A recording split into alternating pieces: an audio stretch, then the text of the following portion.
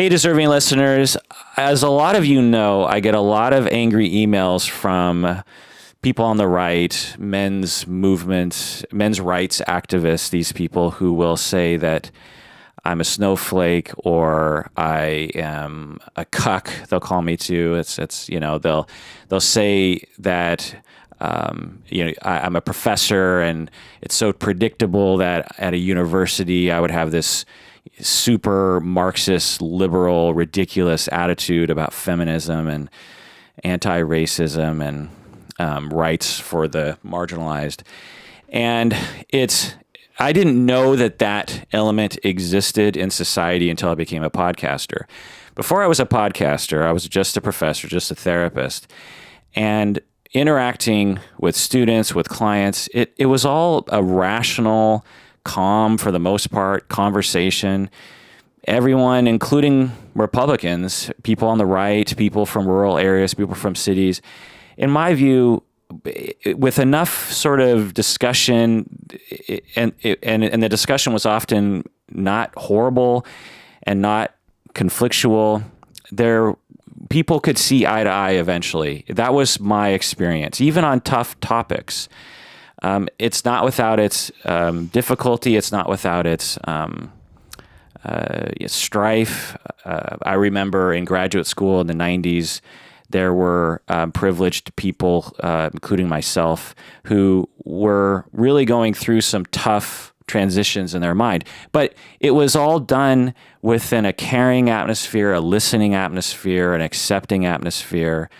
And there's tension, there's sweatiness, but it wasn't as horrible as what we see on Twitter and on the internet today, particularly today.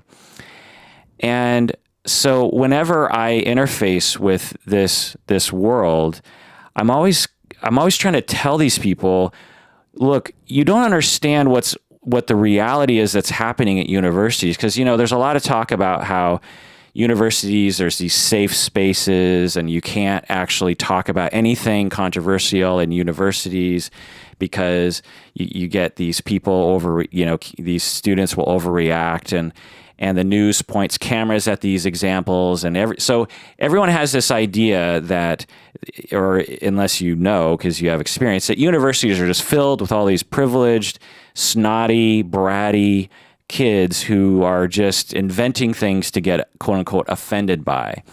Famously, what's his face? Jerry Seinfeld will no longer, I don't know if this is true, but I read somewhere that he will no longer do comedy at universities because he is so worried that he's going to offend someone and this kind of thing. And I always just think, I am a professor at Antioch University, which is arguably one of the most liberal, cutting edge, or at least advertised as such,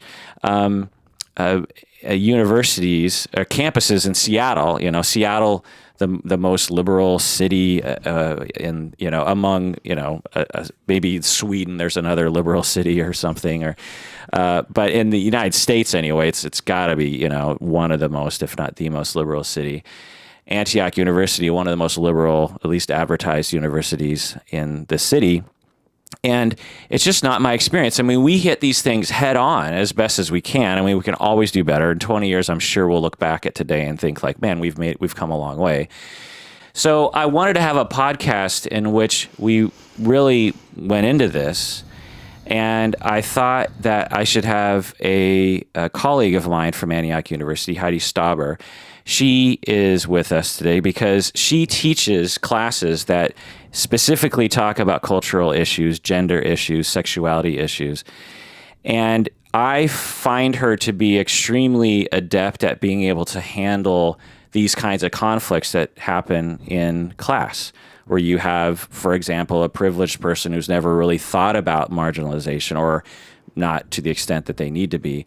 And you have other people in the class who have been living it and breathing it and studying it and talking about it for a long time. And you have both these people in the class, and they're both learning the same material, and they're both trying to interact with each other, and they're both trying to understand each other.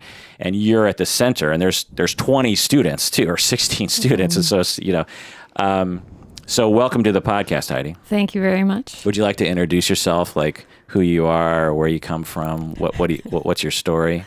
What's the deal with Heidi? What's the deal with Heidi?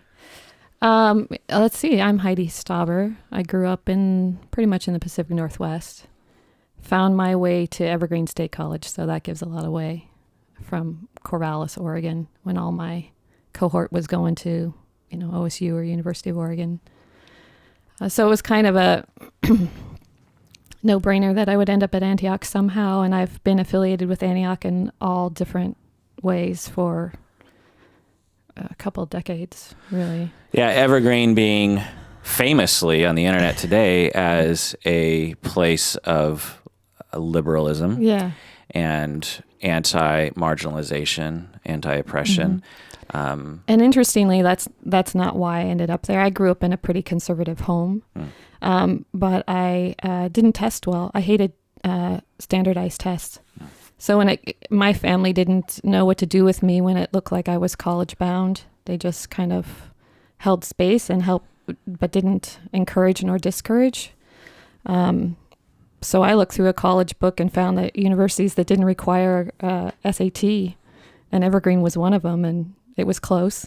And so I didn't seek it out for its liberal mission. I sought it out because I didn't like the way I tested. I had a great resume otherwise, but yeah, no idea. When did you attend Evergreen? 89 through 94. What year did you graduate from high school?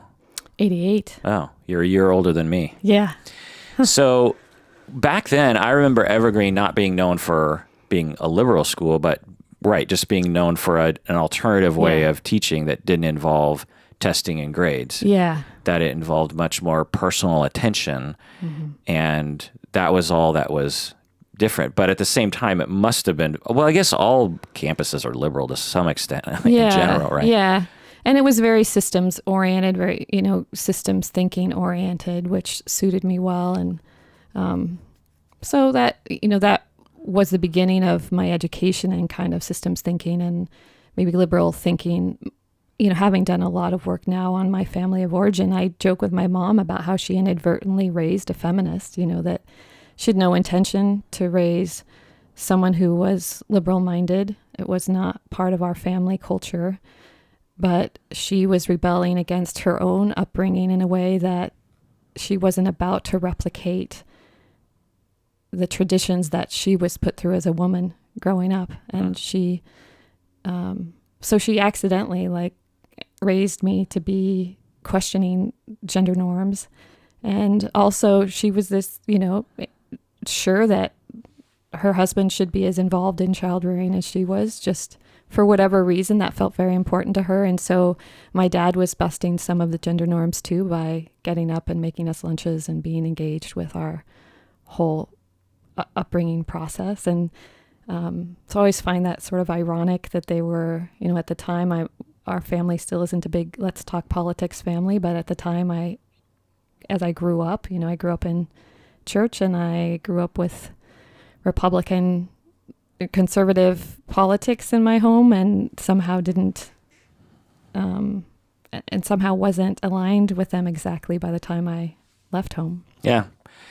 And to me, the differences between conservative, quote unquote, conservative ideas and liberal ideas, when you actually look at some particular beliefs, they can absolutely be shared. Absolutely, yeah. So it's not like if you have conservative parents and you're liberal that you would be that different necessarily, So anyway, interesting. Okay, so you started, anyway, so I want to get to the actual topic.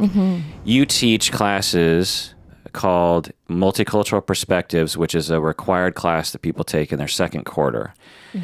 So I teach Family of Origin, and then that's their first quarter, and then their second quarter is Multicultural Perspectives, and these are all master's therapists, counselors, art therapists, drama therapists, or you don't teach art therapy, drama therapy people, but you would teach the mental health counselors and the marriage and family therapists. Yeah. Yep. And you have up to 16, generally like 8 to 16 students. And the whole purpose of the class is to help people to understand how to be a professional, be a therapist, a counselor, and interfacing with people of various different cultural backgrounds that are different from them or the same as them, and understanding society as a whole, and understanding how that impacts the problem at hand or the context of therapy or the context of the problem. And, it's not a small task. No. And like I said, you have some people who enter your class who have never really thought about it. You have, just as an example, white male, educated, rich background, no disability, straight, cis, and grew up in the rural Arizona, for example, and has, arguably conservative attitudes.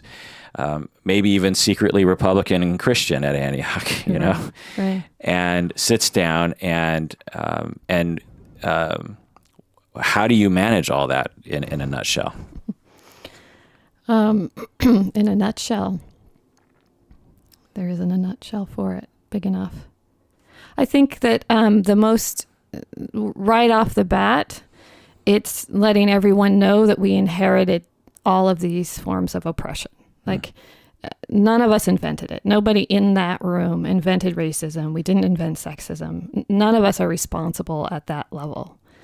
And yet all of us have inherited sex. We all are. Like, when I talk to people about what I teach, I say, I basically teach classes where I spend the first couple of weeks letting everyone know they're sexist, classist, racist, ageist, ableist, size. Like, we all are.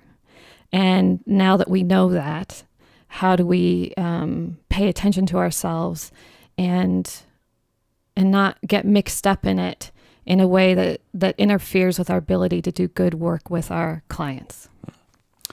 Right. And so you also teach internalized oppression, which is kind of an advanced course that students often take later in their program. And they know it's rumored to be extremely intense emotionally, because there are, I don't know, we call them demonstrations, but they're essentially sort of like therapy sessions in the middle of class. And students know they're getting into it, so it's not forced on them. They sign up for it. It's all explained up front that at some point you're going to be in a fishbowl in class with 10, 12 other students looking on while you, Heidi, the instructor, talk with a student about the internalized oppression that they've experienced, right? Well, like, in that space, they become client and I become therapist, and I model the intervention. So that course is like a treatment modality course, right? So it's how do we take this concept of the way internalized oppression creates distress patterns for our clients, and what techniques do we use to address those?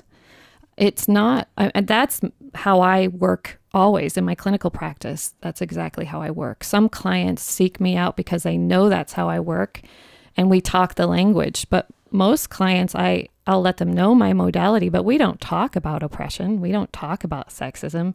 I just know the ways that it interacts and harms people, and I work at that place. Right. So in that course, that's what students are aware of, is that one way or another, this particular modality can go straight to the heart of something and can really, can go right to the pattern that is creating the havoc in that person's life.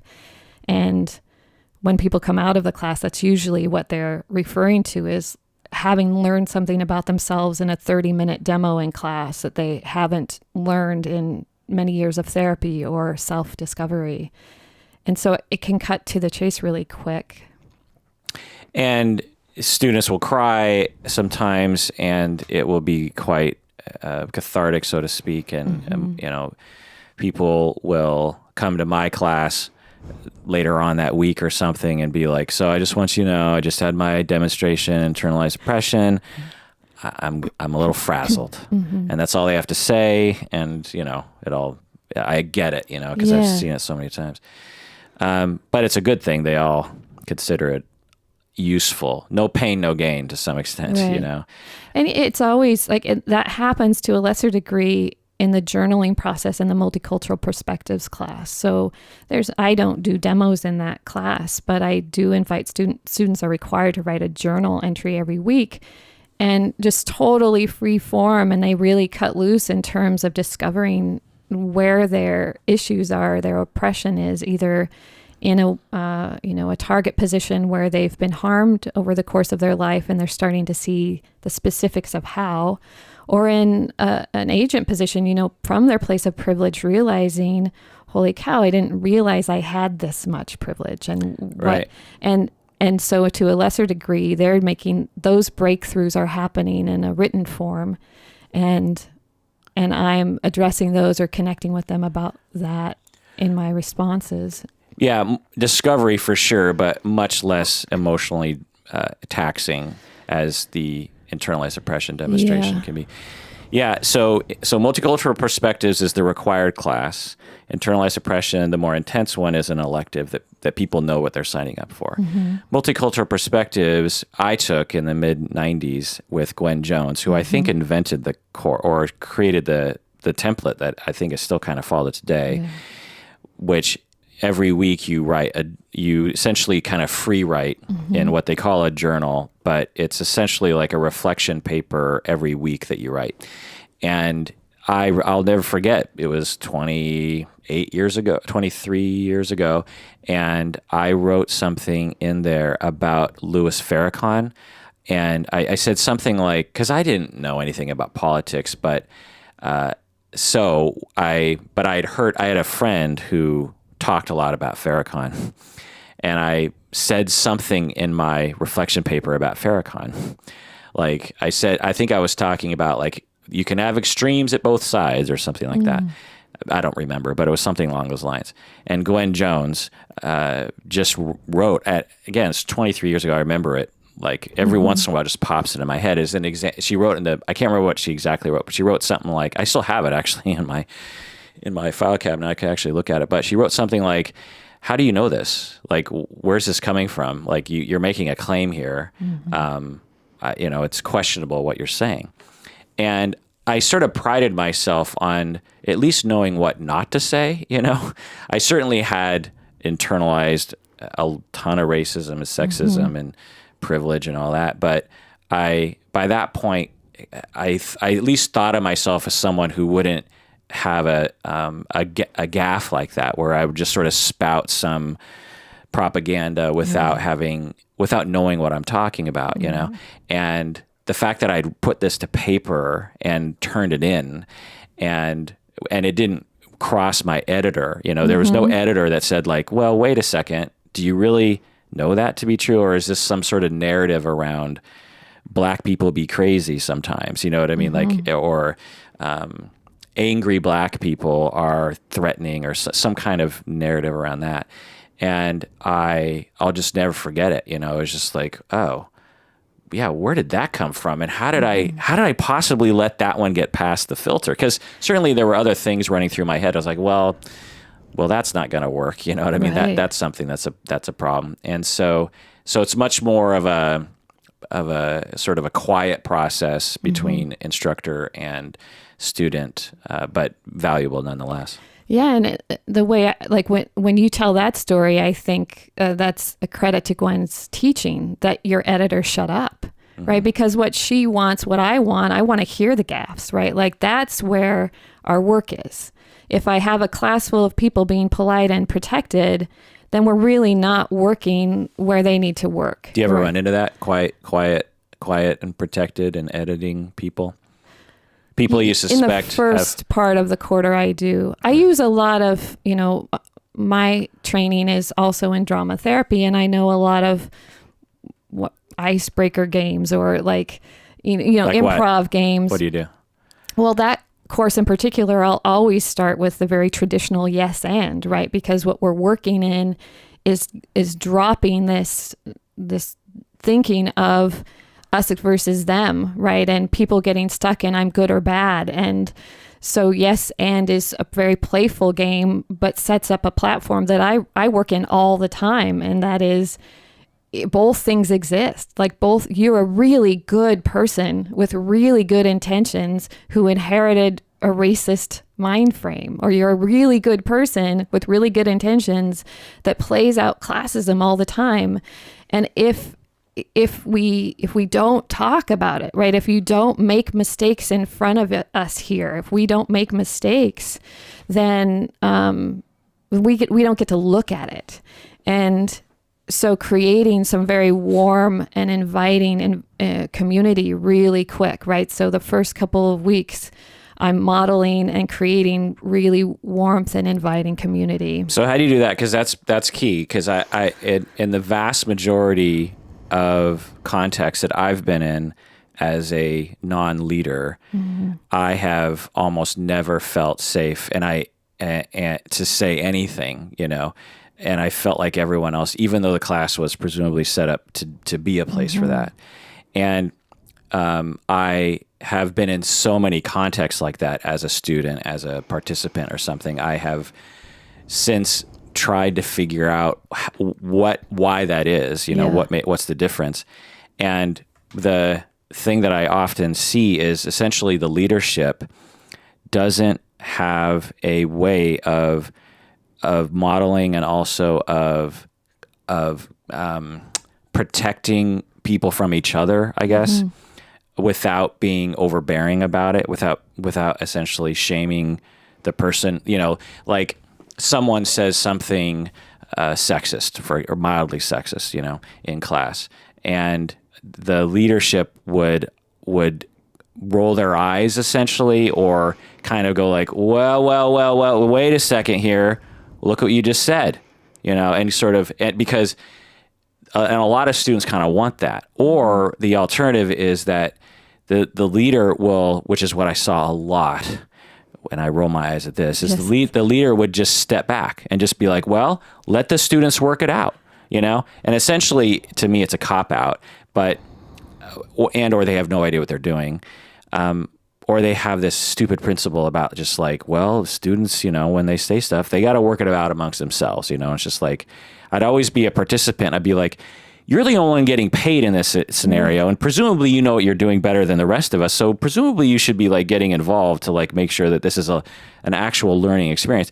And so what ended up happening is you'd have this conflict between two students that would become unbridled and not helpful and scary to me watching it. And I'd be like, well, I'm never getting involved in something like that because no one's going to contain it. No one's going to protect the two of us from hurting each other. And then it'll just be a disaster. And like people have bad blood, and then it'll carry on into the next course and then the next course, So how do you deal with that? Because I've heard you describe situations that I feel like manages it really well. I wish I could answer that question really easily. I ask myself that a lot. Number one, I know that based on, I have the privilege of being a white middle-aged woman, and there's a lot to that people don't mess with, right? Like, I'm not threatening right off the bat, right? I don't threaten people's internalized racism very much. I don't, there's ways in which I'm non-threatening to begin with, and that's a privilege that I've inherited. Okay. I also personally have some skills going on that I've been really trying to articulate lately. And I think one of the things I talk about a lot with students is the difference between having status in the room, and having hierarchy and power, right? So you can have both. I could be high status in the room and have power over them as their professor. But what I do with clients and with students is work on holding the status, which means I've got you. I'm keeping this room safe. You're paying a lot of money, so don't worry, I know what I'm doing. But lowering my hierarchy, which means I don't need to power over you to hold the space in this room. And so I'm not going to power over you. I'm going to be a bit more transparent about my process. There's been, when I first started teaching multicultural perspectives, I noted I don't lecture a lot. So what I do is I really trust the readings that I've given them. They've read everyone's read everything. They come and they discuss those readings in small groups and then as a large group. And I get to hear what have they already taken away from what I assigned them. And then I fill in the gaps. So if they're missing pieces, it's a dialogue and a conversation. And there's certainly points where I take over the mic, so to speak, and I fill in what people maybe didn't pick out of the readings that I wanted them to get. And I noted the first couple of weeks of teaching that course for maybe the second time, that when I moved into my conversation where I was saying, here's some pieces that I want you all to know, right, and be aware of, I would go about 10, 15 minutes, maybe 10, more like 10, before I would apologize for talking too much. And as soon as I would leave class and ponder what had just happened, and I would immediately, the next class, I came back right in the beginning. Has anyone noticed that I apologize about 10 minutes in? Yeah. That's my internalized sexism telling me women shouldn't talk so much, right?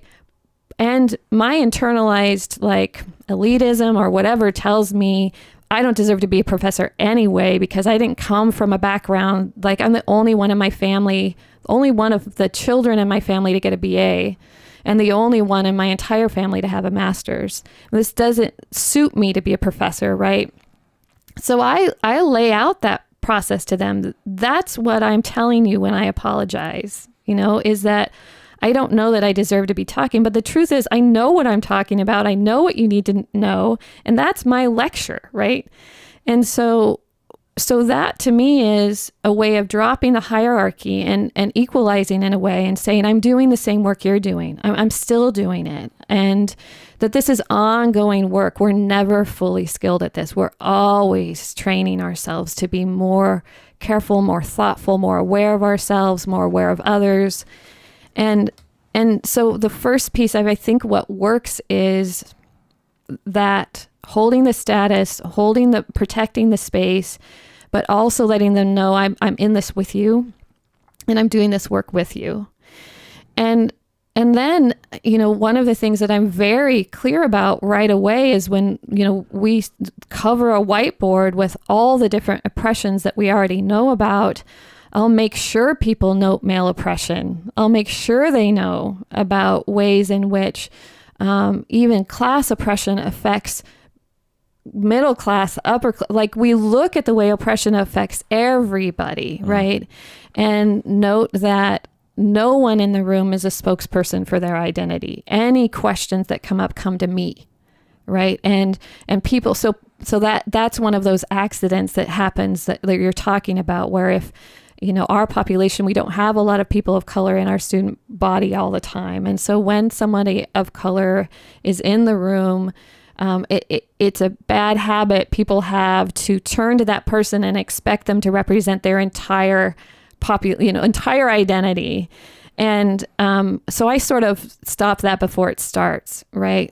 The men in the room aren't representative of all men everywhere, and the people of color in the room are not representative. So yeah, well, in my multicultural class, in Gwen's class in 1995, I was the only man. Yeah, and that happens a lot. I think the class was 20 people. But I think I was also the only non-white person. Mm-hmm. Yeah. So it was and I generally don't like talking in crowds. So I think it was an interesting quarter. I very much remember it. There's only a few classes I really remember well, and I really remember that one. Yeah. And I do have some embodied activities, right, that land us all on the same page. So ways of showing people that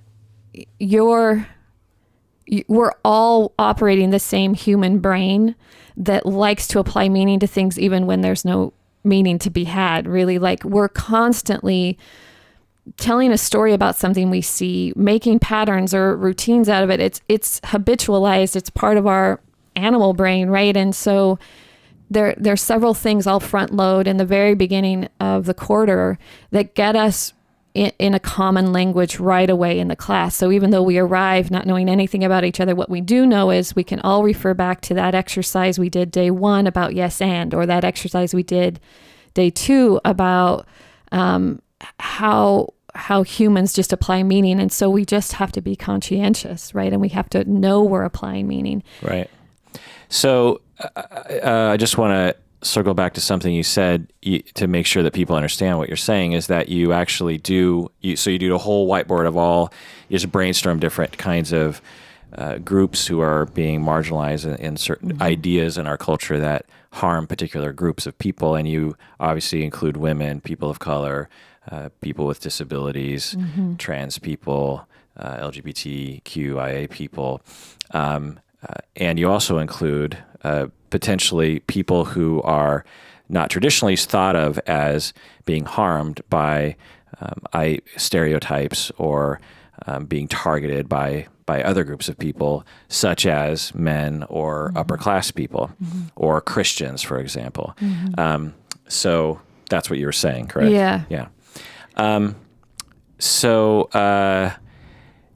my guess is, given your demeanor and your attitude and the way you are, is that you're a firm person. You have firm ideas. You don't back down from things. You're not like passive about your ideas of certain things.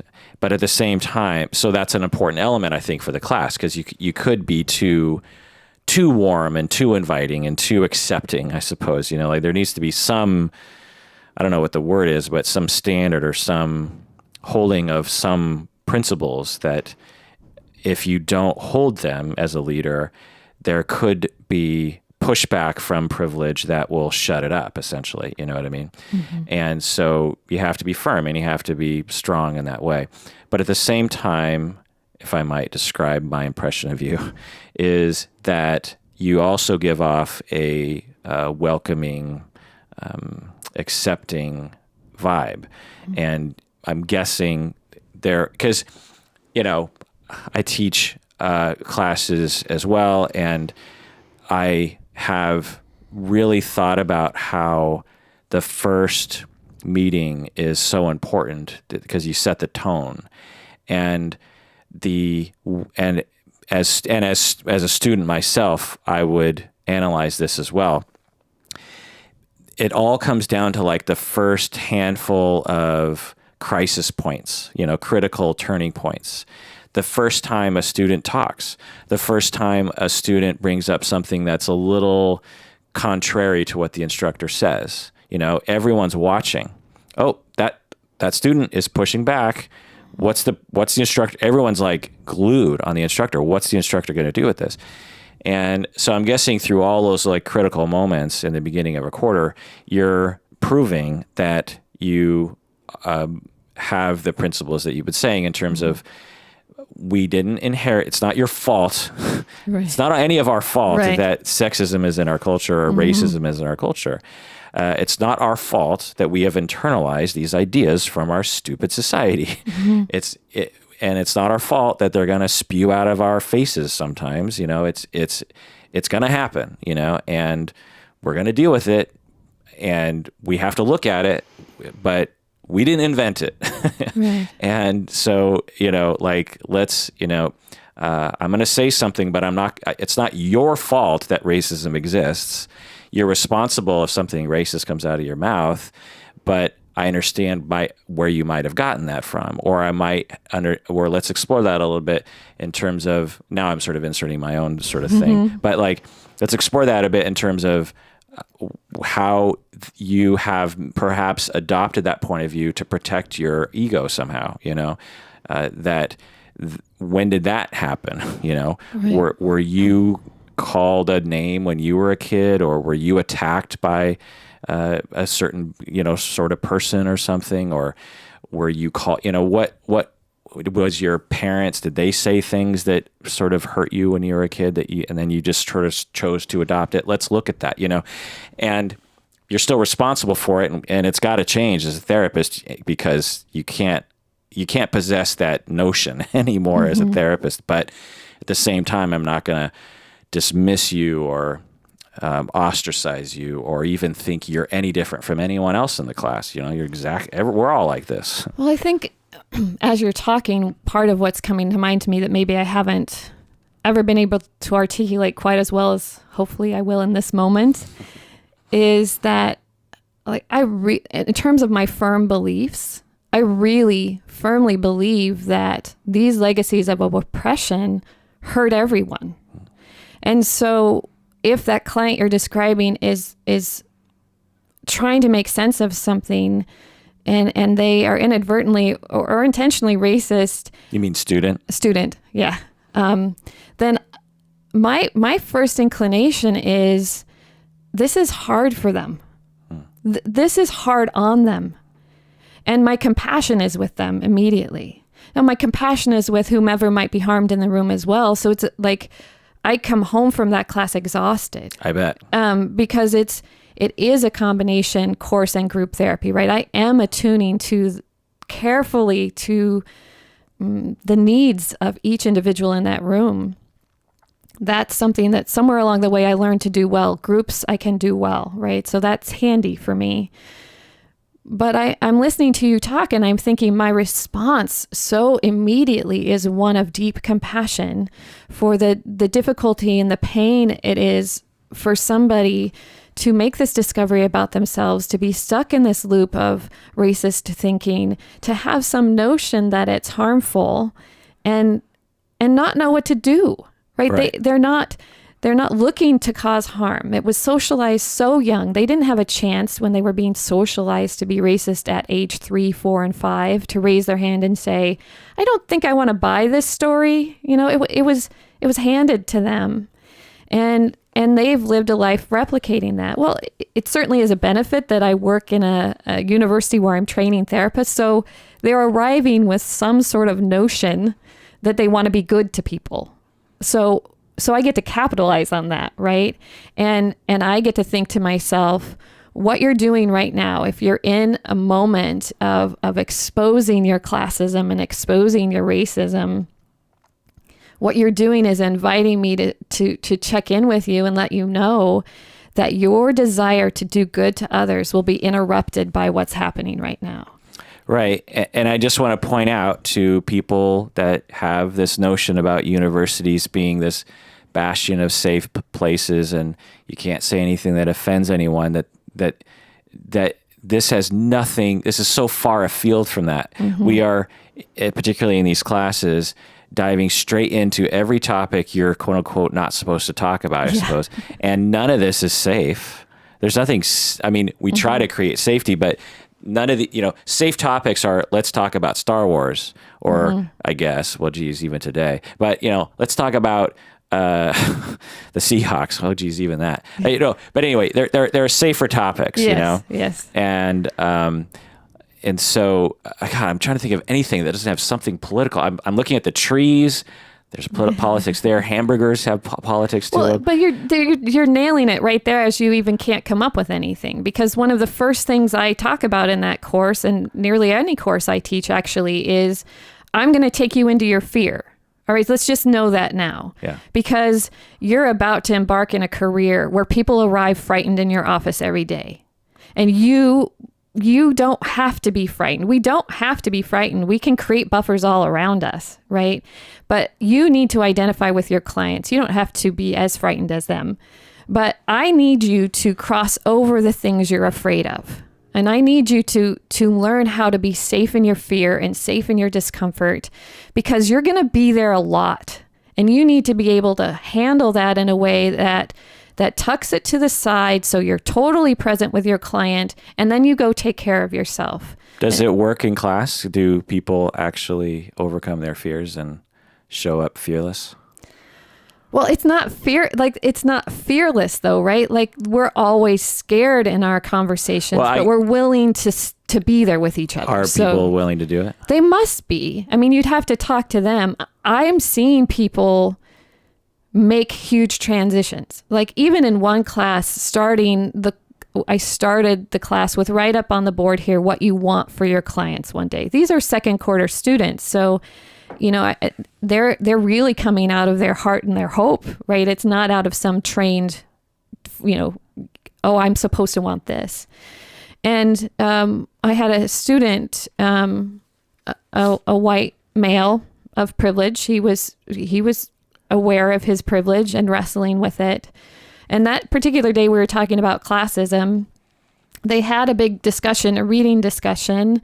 He was struggling with some of the readings to really understand the class piece of it, and wasn't quite buying it yet, you know?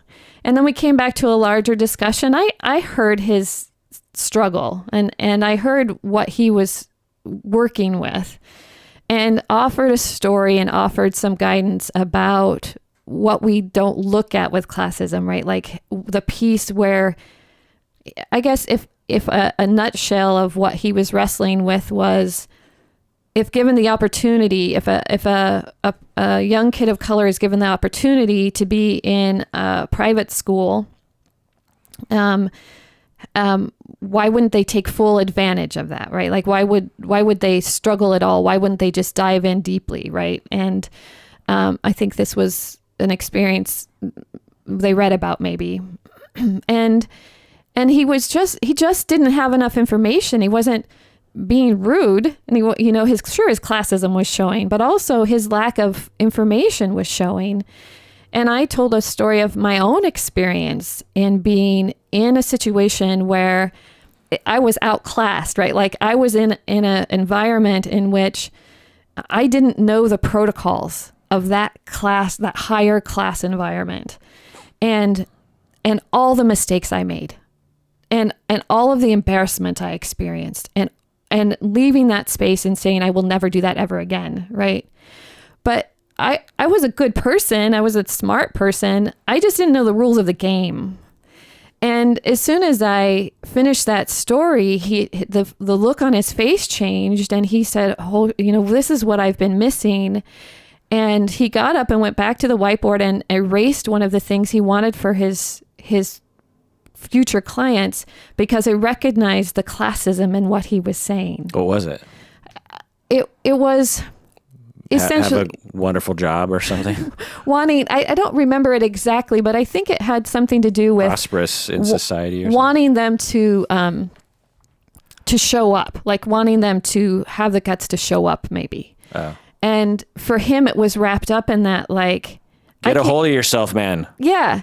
Pull yourself up by your bootstraps. Yeah. In an hour and a half discussion, he recognized that that doesn't say it. That's not what I want for them. Like I want their liberation, and it's not in playing the game, right? Learning to play the game. It may not be their liberation. And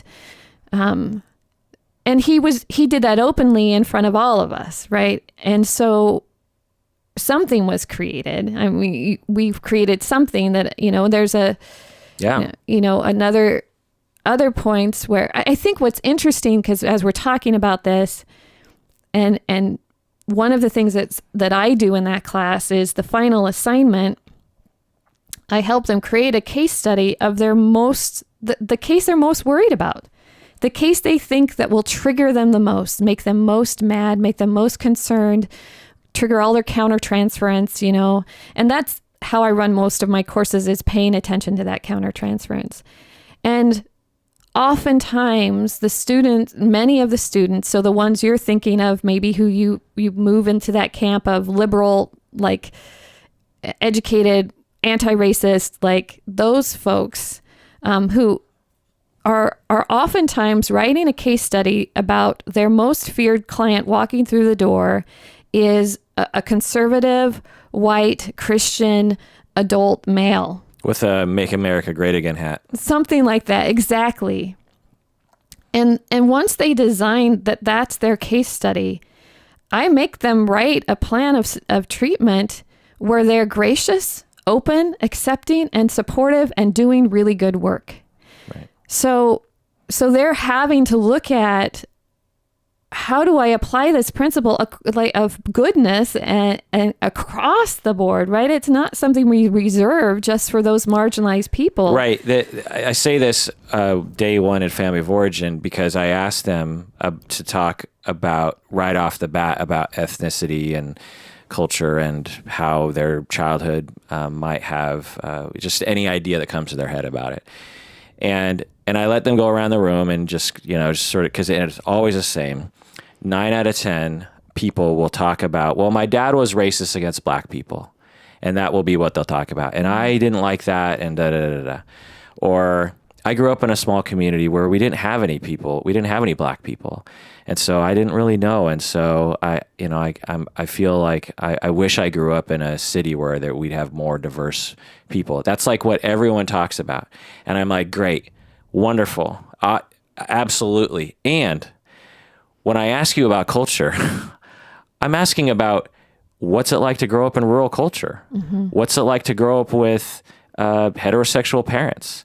What's it like to grow up in a Lutheran church? What's it like to grow up as a female who doesn't like to work on a farm? Or what's it like to grow up with a lot of animals? What's it like to grow up with people who hunt? What's it like to grow up in the city? What's it like, it's not about racist black and white. I mean, that's one thing for sure, but it's one among millions of things to comment on regarding culture.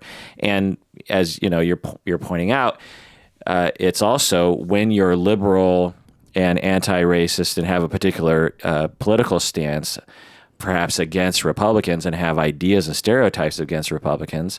What is your liberal culture? How does it affect the way that you can treat and have compassion for this person from another culture? Right. Even though, when you go on the internet or Facebook among your echo chamber, those others are supposedly idiots and rejectable and dismissible and horrible, evil human beings. And it's like, and what I also tell people is, there was you before the first day of family of origin class. You were free to do all that. That's fine. There's nothing, it's a free world, free country anyway. You're supposedly free to have all these thoughts. You can think. You're a therapist now. All that is over. Right. Like you have to look at yourself now. You have to say, well, wait a second. Where does that come from? Is that helpful? Is that going to actually is it going to harm clients if I not only sort of let that rattle around in my head, but actually expose myself to this echo chamber that will actually make me not be able to treat these other human beings, of which I want to remind people, half of Americans are Republicans. So, you know what I mean? Now, Seattle, there's not a lot, but, Yeah, anyway. But yeah, we run into them, right? Like and I think it's our responsibility ethically to be able to serve the person in the room, right? Right. And we get that lip service a lot of keeping your politics outside the door, right? And I think maybe often I'll say to clients, until you can hang a shingle. Students. You can see I blur the line. I say to students a lot, like, you get to a point where you hang a shingle for a private practice and you can be very specific who you're willing to serve. Like, if you need to get to that point, do that, right? I only serve the LGBTQIA plus community, right? But when you're working in community mental health, and maybe when you're interning, you're assigned clients because you're available, not because it's a good fit necessarily. So you have to make it a good fit for them, right? It's your responsibility. And so you have to have very broad thinking. And like you're saying, you can go be in any social justice movement you want. And we want you to be actively involved in changing the world in those ways. But you have to hold an open mind and an intention to do really good work where that person needs work, and not shut down and not be compromised, not letting your clinical work be compromised by your political beliefs in the room. So Heidi, I want to ask you a few pointed questions about the goals of these courses, because, we have our stated objectives. I wrote some of them, but these are for accreditors, and they lend themselves to easily written outable forms, but I want to ask you some pointed things. But I also want to point out that you teach another class along these lines, which is counseling sexual minorities, human sexuality. Yeah. You teach human sexuality, which we're transitioning, and you're part of that transition away from it simply being a class about anatomy and sort of it being more of a seminar class where you're just sort of teaching about broad topics, to also teaching about political issues and identity, and having it be more in line with a counseling others kind of class.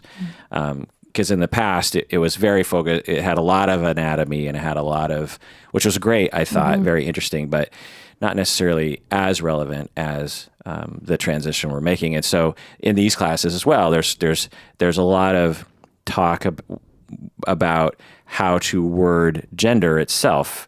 He, she, they, some other word, people with penises, people with vaginas, people with both, people with neither, people who are transitioning, people who used to have this and that.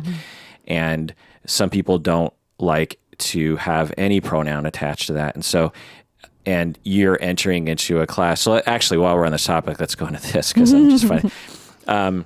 Which is reminding me, this is the whole point why I wanted to have you on the podcast anyway, because you were talking about this in a meeting the other day. You were like, and you and I started talking about it, and I was just like, man, this would be great for the podcast. So we finally got into the main point here, Heidi.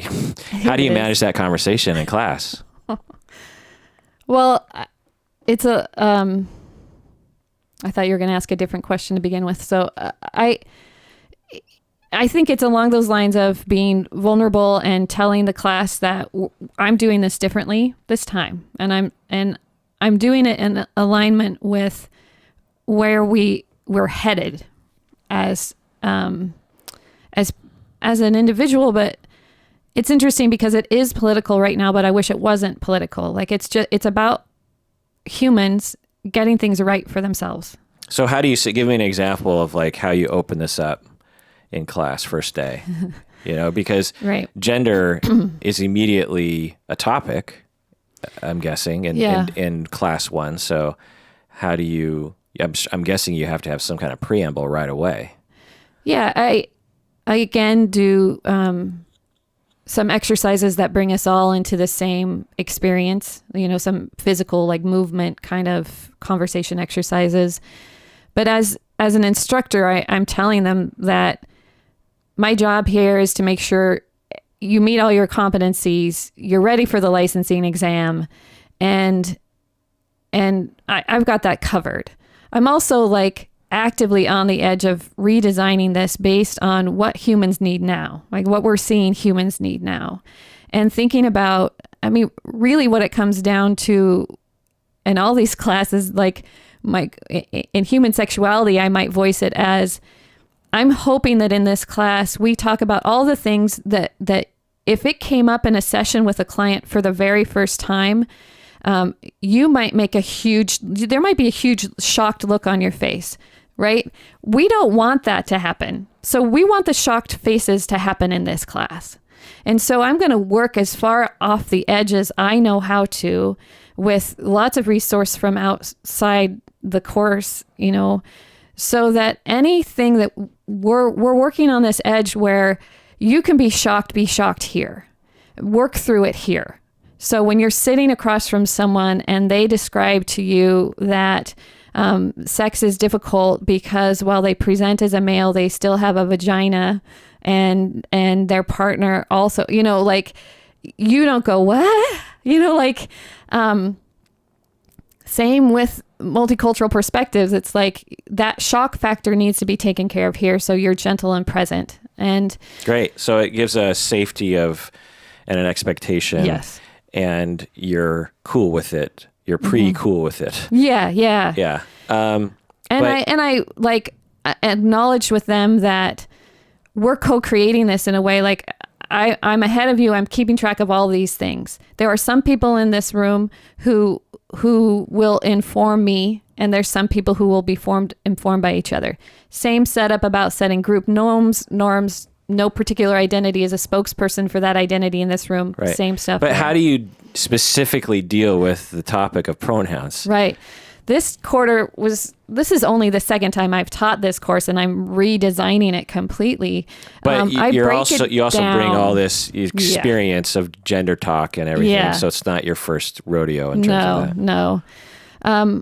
I break it down completely. This time, what I really worked on was we are taking apart the concept of human sexuality into smaller and smaller components and looking at them in that way. So I wanted to start... Rather than like he and the penis and she and the vagina, and people have sex, and so you're breaking apart. Because gender is separate from sexual anatomy. And gender expression is separate from gender identity. And sexual interest is separate from who you have sex with. Right. So just to break that down for people who don't understand, it's that you can identify as male, for example, or you could identify as male. You could that day express yourself as female just because that's what you want to do for whatever reason.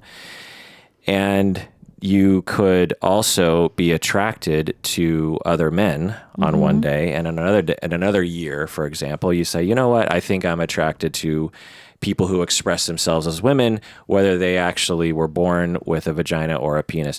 And so you have penises, you have vaginas. Well, we have vulvas, actually. Okay. And then vulvas. What's the distinction there? So the way that we did anatomy was to start off with I was thinking what bodies might end up in your room, not what were they assigned at birth to start with.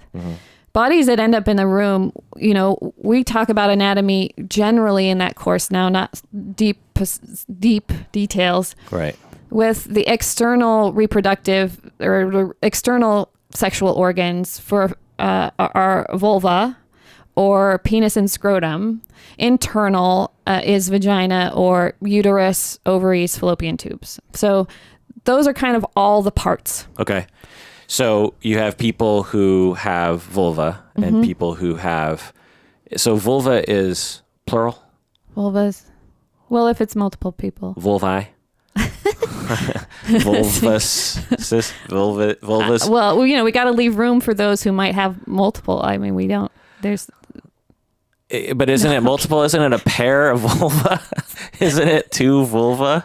It's a vulva. It's a vulva. It's and you're vulva. Thinking the lips and then the clitoris. Like the clitoris is part of, is the external. Is the vulva.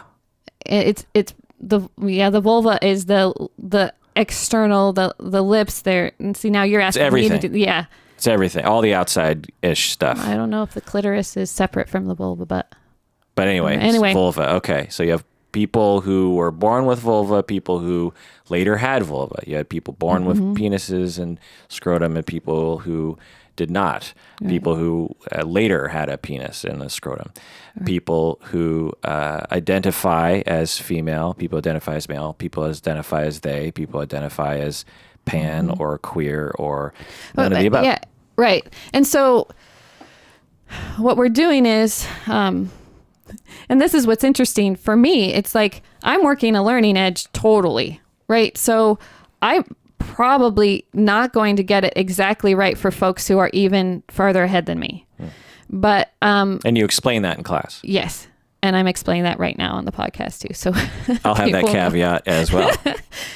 But I'm wanting to separate really that there are people who will show up in your office who may identify with the pronoun of she, and have a vulva and the internal reproductive organs and not have breasts, and so, but that's an intersection of anatomy, gender expression, right. And sexual orientation is different than that even. Right. And I also want to give a little clarification to the way I'm depicting gender and sexual orientation is that, even though I gave an example of a particular example of someone who could perhaps seemingly have a bit more fluidity around their expression or choices or feelings and identity as time goes on, for a lot of people, it's pretty stable, and it's not some kind of flippant thing that they just sort of turn on and off. It's something right. that for a lot of people, it's just, so to speak, as ingrained in you as being heterosexual or being born with a penis and identifying as a male. You can be just as, quote unquote, born with a penis and totally identify as a female and never, you don't have an option to just be like, okay, today I want to be, So right. I don't want to give that impression that somehow it's just like this flippant little choice that people make. Although there are some people that do that, and there's nothing wrong with that. Does that make any sense? Yeah, it makes a lot of sense. I think what's tricky about these conversations are that when we drop that binary, right, we are inviting ourselves to talk in far more detail. It's far less simplistic. And I've been actively working on shifting the language from normative to common, right? So it's it's most common that a body that's assigned female at birth, that human identifies as female and gender expresses their gender as female and likes the pronoun she, and that's really common, and we call that someone who's cis. A cis female is someone who aligns with the gender assigned at birth and sex assigned at birth, and that's really common. And it's interesting in class to be working. My intention was to teach this course without teaching. So what's happened traditionally is you teach what's most common, and then you point out the other.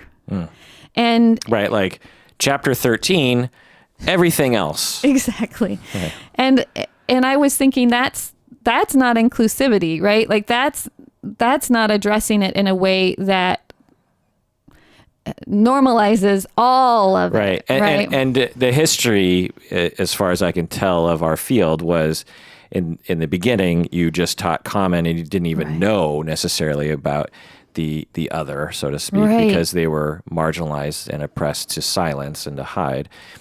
And so there was complete ignorance. And then once there was awareness, it was ignored. And then once it was not ignored, it was tacked on, and begrudgingly, like, okay, fine, we'll get some random queer person to write chapter 13, but we'll keep the rest of the chapters normal, the way that it feels comfortable for us, and da-da-da. And then maybe there's some other transition phase, but now we're in a position where it's like, no, chapter 13 needs to be, we need to get rid of the chapters or something. It's just like we're all in the same group here. And just because something's common doesn't mean it gets the dominant voice. It doesn't get to be called normal just because it's common. Right. We don't have it as an asterisk, Exactly. Everything's in the same educational discussion pool, And it's interesting to me too, because we had a great discussion where I got a little bit like, okay, people, look at this carefully, because there was this, I use a text which is very oriented towards traditional and common coupling, hetero coupling, marriages versus partnerships. And it's a really excellent text in dealing with sexual issues between partners. And the students in the course struggle with that text because it doesn't have that inclusivity in it. Like, it's not talking about all of those things.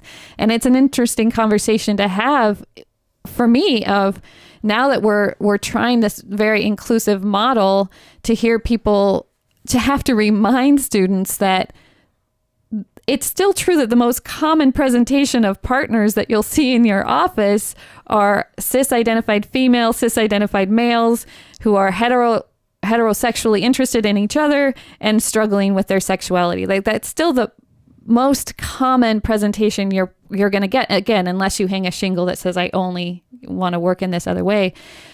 So you still you need to know that too, right? This is part of it here, looking at this whole big picture. Right.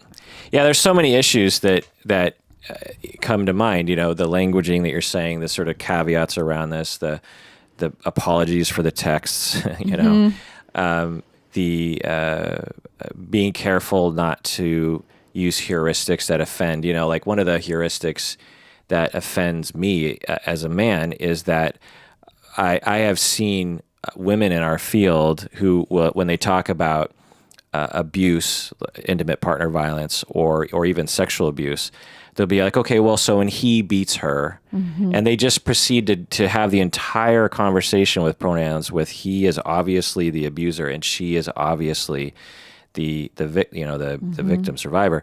It's like, certainly statistically that's the common scenario, but certainly there are women who abuse their men in equal amounts. It's not a lesser offense. It's not less scary to the victim. Right. And in some ways it can be worse, because what man wants to step forward and say, I'm being abused? I mean, women don't feel comfortable with that anyway.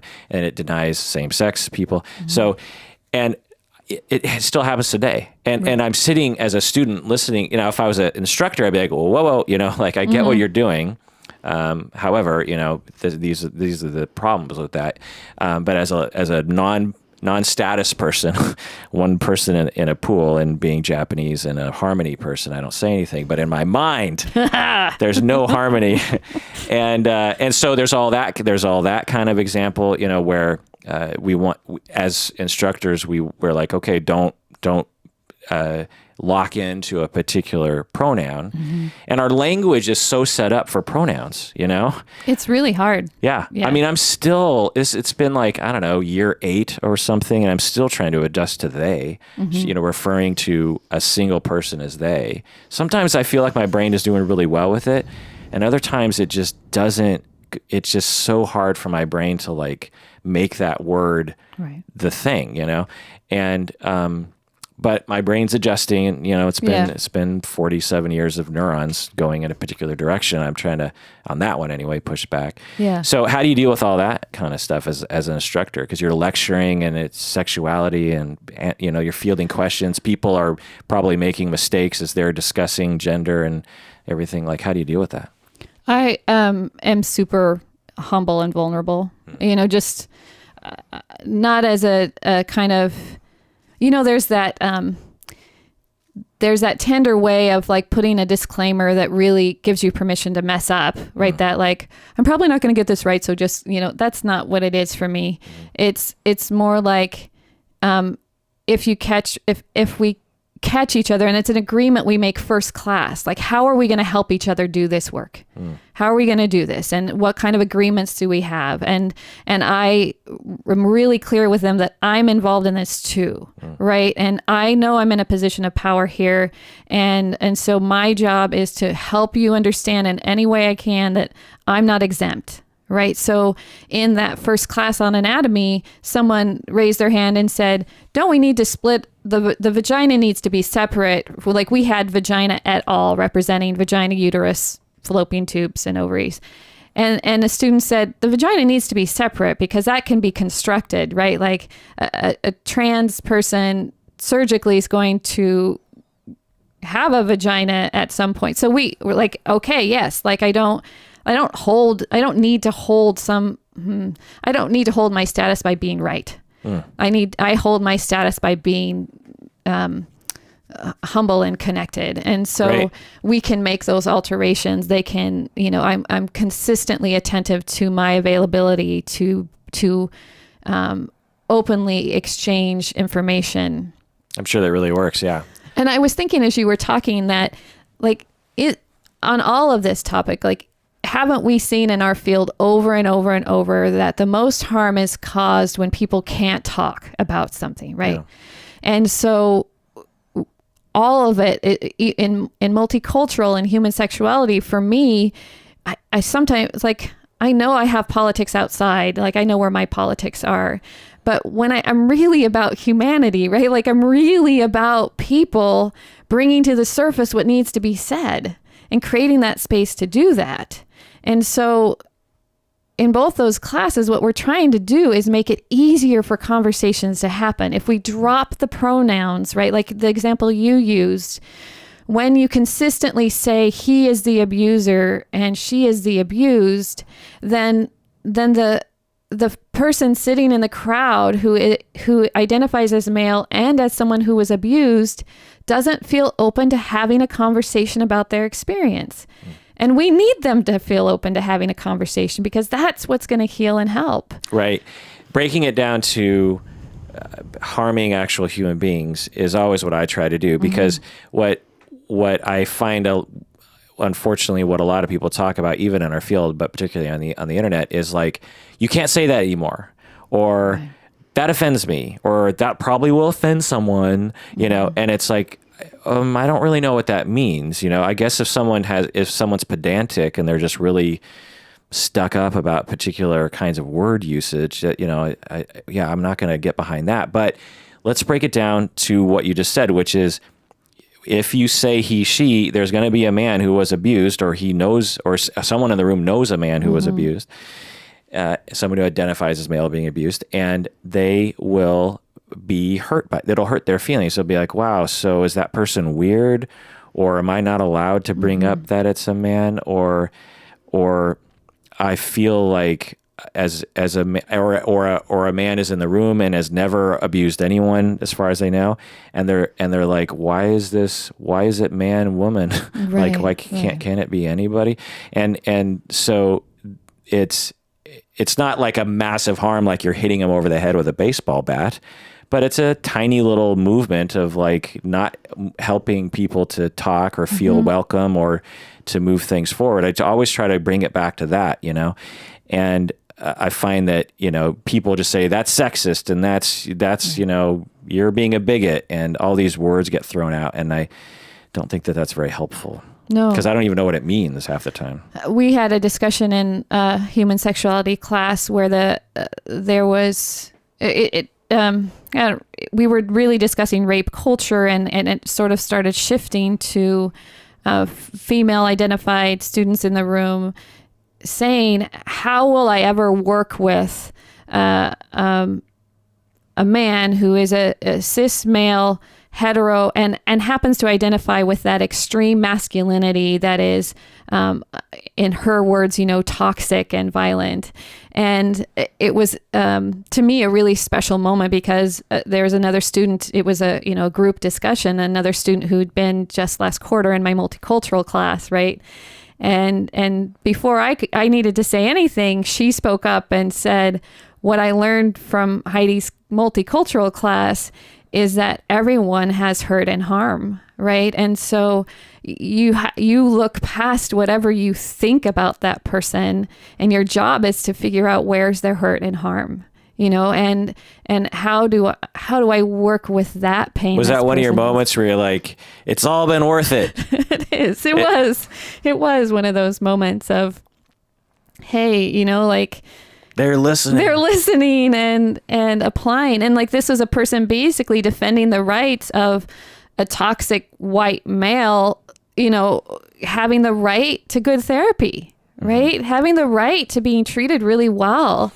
And, great. I love that. And also but I think a common conclusion from that would be, and I have a picture in my mind about what they're picturing in their mind. Some guy who works out a lot, wears a baseball cap on backwards, wears a lot of affliction stuff, talks about cars and working out and football, and likes to date women who look good in bikinis and on Facebook or whatever, and that's likes, about what they had described. Yeah. Likes to tan, let me think, wears your car.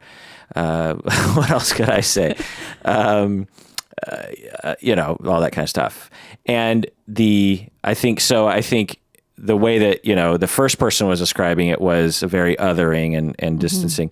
And then the next person saying, well, they might have been, is to look at how they've been harmed in these ways.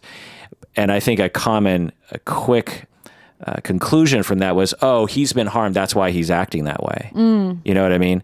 Instead of, well, wait, people can wear jacquard, they can have a preference in partner. They can work out if they want to. They can be interested in working out. They can be interested in football if they want to. There's nothing empirically harmful about liking a particular sport or something like that, or anything else. Right. You know what I mean? And so just kind of teasing all that out. Now, in common society, we will say stuff like that, like the way I depicted this guy, because it's not me. It's actually not far from me, actually, when you compare me to the rest of the world. Like people in other countries probably look at me like that. You know what I mean? I have a red car, for example. Anyway, but my point is that how do you help them kind of advance that forward? You know what I mean? Or is that even the scope of a 10-week class? Oh, is it? I don't. Well, I think it's setting it into this position of, again, the countertransference, really, right? Like that piece of, if you have preconceived notions about this person and you've decided they got that way because something bad happened and you're going to fix them. Right. And then, make them not wear gel in their hair and then work out. We have to redo some training here. But I think that's where a lot of people go. Yeah. They're like, oh, well, he's only that douchebag because he's been harmed, and I'm going to help him so that he won't be a douchebag, how I label douchebags. You know what I mean? Right. And it's like, no. No. You know, yeah. Well, don't you find, like, I pretty regularly find myself telling students, it's not your job to fix people. Like, you're not going to miraculously fix anyone, and you're not going to, like... But it's so hard to get people to really step out of the box and look at the notions in our society around particular groups of people, particularly about particular groups of people who are traditionally allowed to be bashed. Right. You know, you can bash a douchebag, you can bash a Republican, you can bash a white guy. In liberal circles and completely get away with it. You can still kind of bash fat people, quote unquote fat people. I use the word fat in the Lindy West sense. She identifies as fat. She's cool with the word fat. It's not a derogatory term. It's being, you know, what do they call it? Appropriated by some people. Anyway, people that weigh more, you know? Yeah. And so I just find it personally frustrating trying to shift people's real paradigm around that.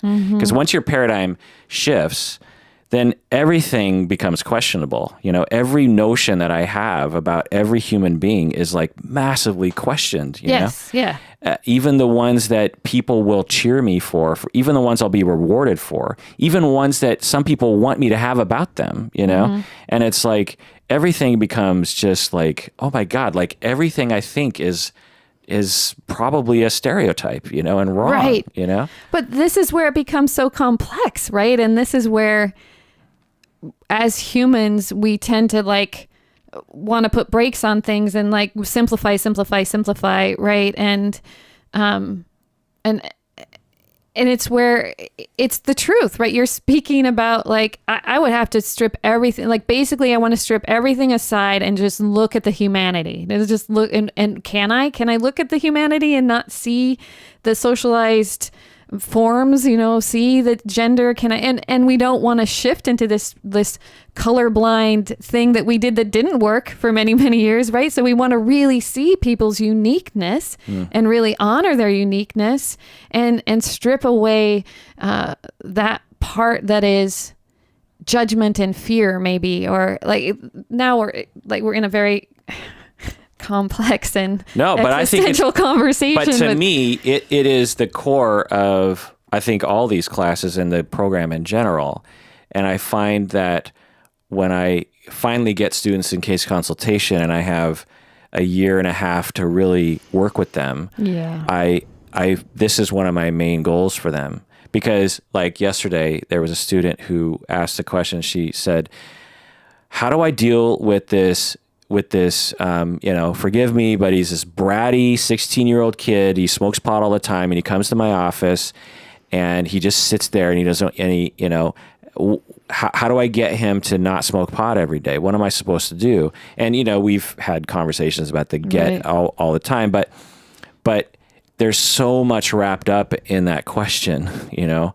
Not only around like stage of change and what's the role of the therapist and is the client actually asking you for something, but also like, why are you describing that person that way? Like look at the words you're using, you know, and you're not going to get a lot of disagreement from society. You know, you use that language around other people our age and they're probably going to use worse words. You know what I mean? And so this is a human being who has feelings and is hurt and is sad and is probably profoundly alone, and they're presenting themselves in a way to protect themselves.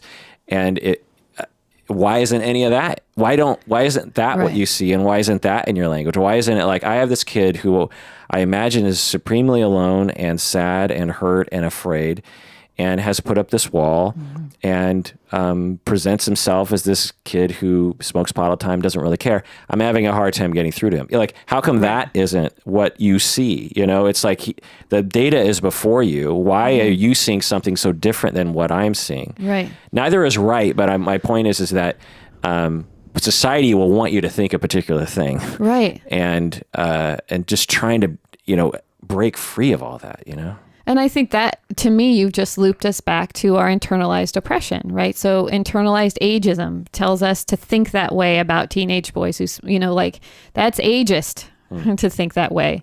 It's adultist to think that way. It's even sexist, sort of male oppression to think that way, right? And does your student actively engage those forms of oppression because she wants her privilege? No. She's just, it's been internalized for her to believe this way, and she can undo that with intention and thought, right? Right. I've often, when did you see the paradigm, or when did you make this? Have you always been that way? Well, it's interesting. That's a huge question. I didn't always have the language. Yeah. When I was going through the program at Antioch, I took the Treating Internalized Oppression class because everyone raved about it, and day one, I thought, this is it. This is where I belong. And for me, the phrase adultism, I'd never heard it before in my life, but the moment Jerry mentioned it and described it, I thought, holy crap, that's my purpose. Like, I am a child advocate. I've always been a child advocate. And I never really understood in really succinct terms the kind of oppression that was affecting children. And it was like we had that moment of like hearing something and feeling suddenly like I was more, like my spine was taller, that like I had found a home in a way and found a connection, and it just made so much sense to me. Wow. And at that point, then the language came in, but the language was basically aligning with things I'd always done and known. So how did you already know these things? Because, not everyone, even in our program, really gets it. Right. I think if I go back in time, I was a parent educator, and the approach that I chose was positive discipline, right? That's very much about treating kids with dignity and respect. So those words were those had primed me. Going back a little further, I was at Evergreen and really exposed to a lot of thinking about equality and diversity and justice minded. Going back further, I was always like, I didn't necessarily fit in with my own peers. I always had kind of I did well in high school. I was well respected, adults and students alike, but something about me was always just a little bit different. I just saw the world a little bit different. I looked at the world. I mean, we can go into my family of origin to figure out why, but I was very conscientious about the needs and rights of others, and very aware of places where people were being harmed. I couldn't land in a clique. Like I wasn't able to land in a clique because you know what I mean? And find that little groove. I had to blur those lines. And you were respected. And I was respected. Like kind of popular. Yeah. Right. So that's interesting because I hadn't really thought about it. I think, of course, none of us can reduce, something to a particular moment really, but I would say that I wonder how many people who have a relatively easier time with shifting that paradigm to really seeing society's messages for what, to me, the Matrix, when you actually see the code, you're like, oh, everything is political and historical and, gender and, and so for me, it was a similar thing. Growing up as Asian, half Asian, in basically an all white community, and at home, I had particular kinds of food I ate and these kinds of things.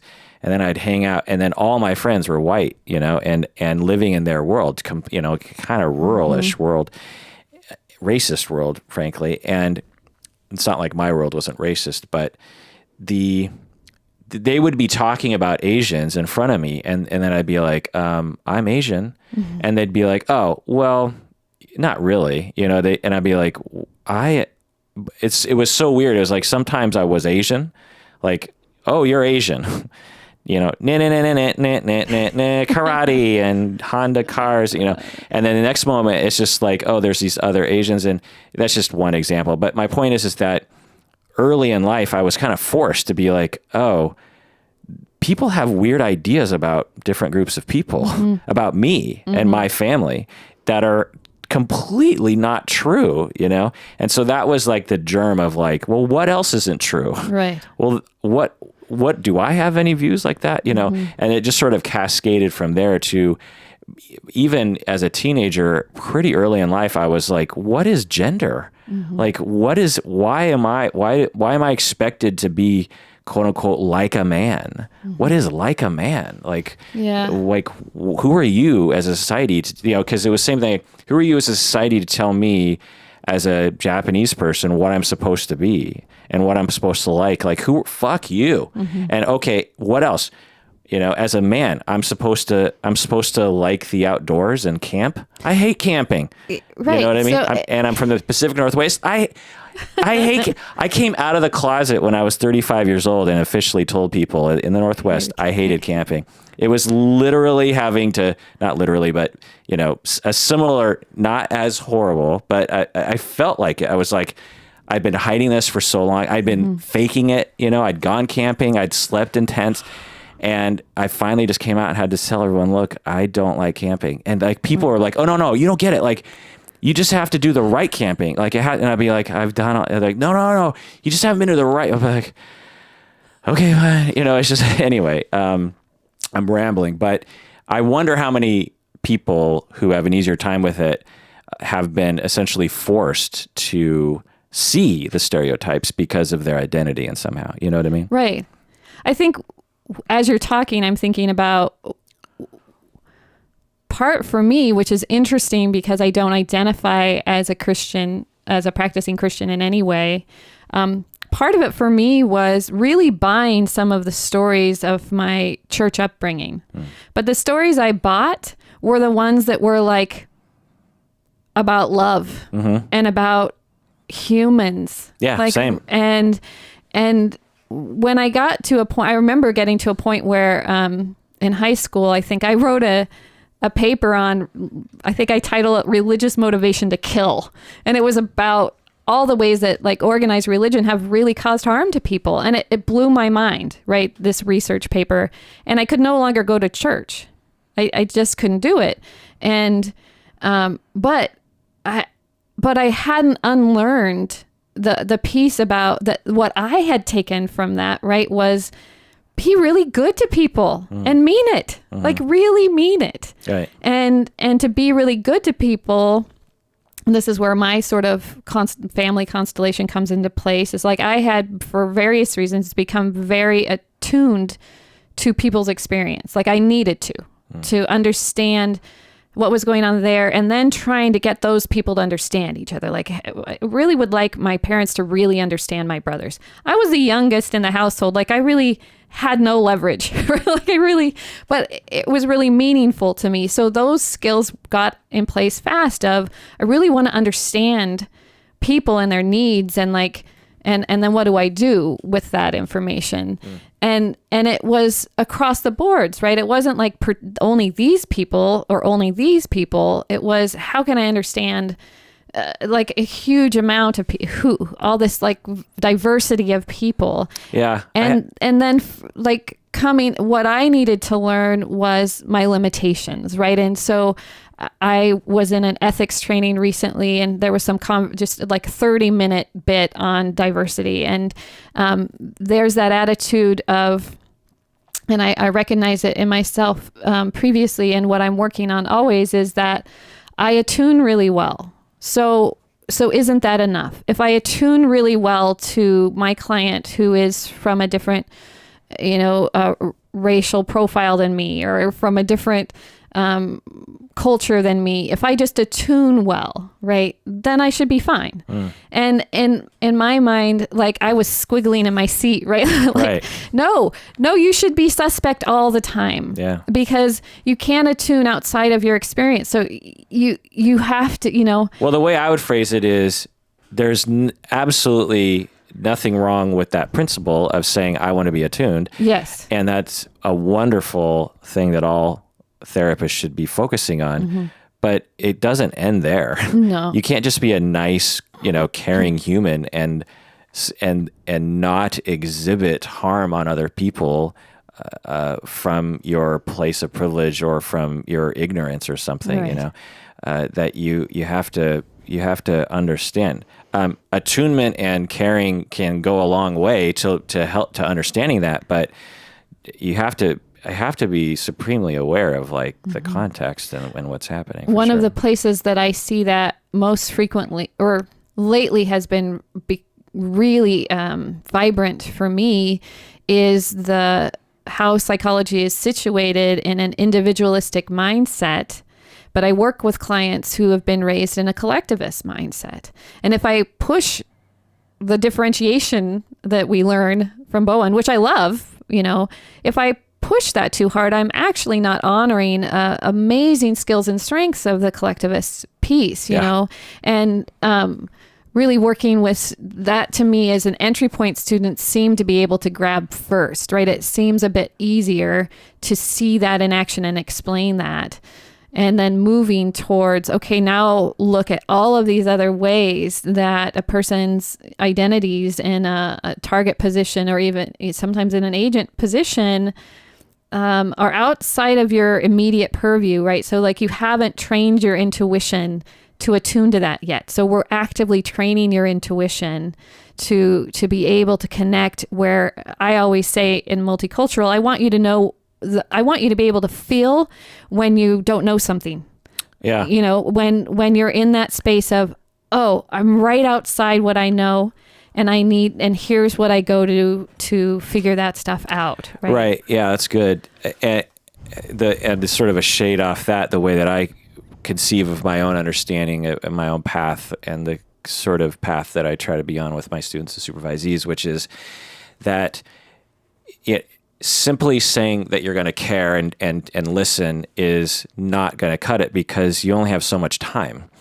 And there are certain things that, as a human being, for me, when I hear someone else say just a couple words, I know exactly what they're, in all the context that they're saying it, I know exactly what they're talking about.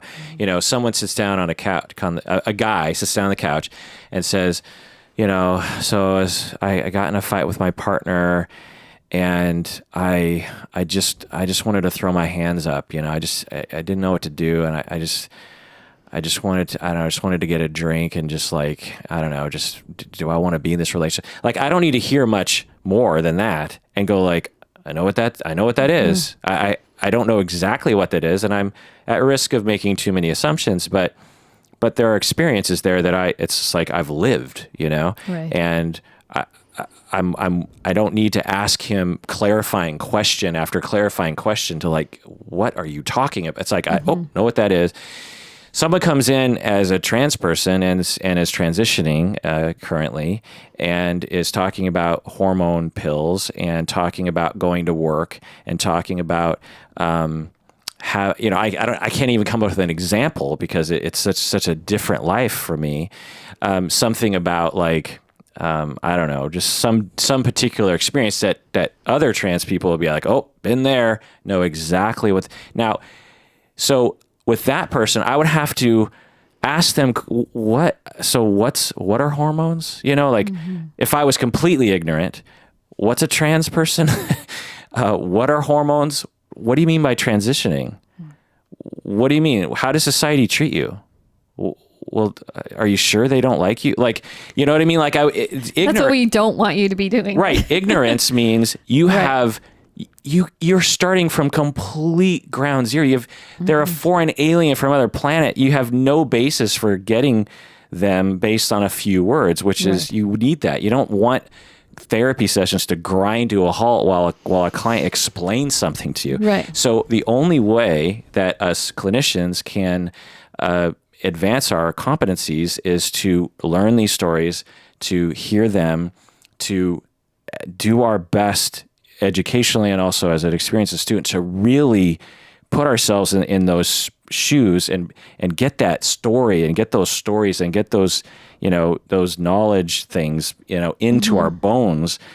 It doesn't mean that the person, went through that, but it gives you some kind of relatability to what they're saying, And and what you're describing, I think, it's a place that baffles a lot of new clinicians and a lot of students. And say you're in that situation, here's this brand new person who is explaining things I have no idea about. And I'm, as their teacher, telling them, don't make that person your spokesperson, right? And they're like, what do I do in that moment, right? Because that client hasn't come to you to teach you how to understand trans issues. They've come to you to talk about themselves, right? And so you're put in an interesting position of, I think, having to say things more like, being vulnerable and saying, I don't understand all the ins and outs of hormones.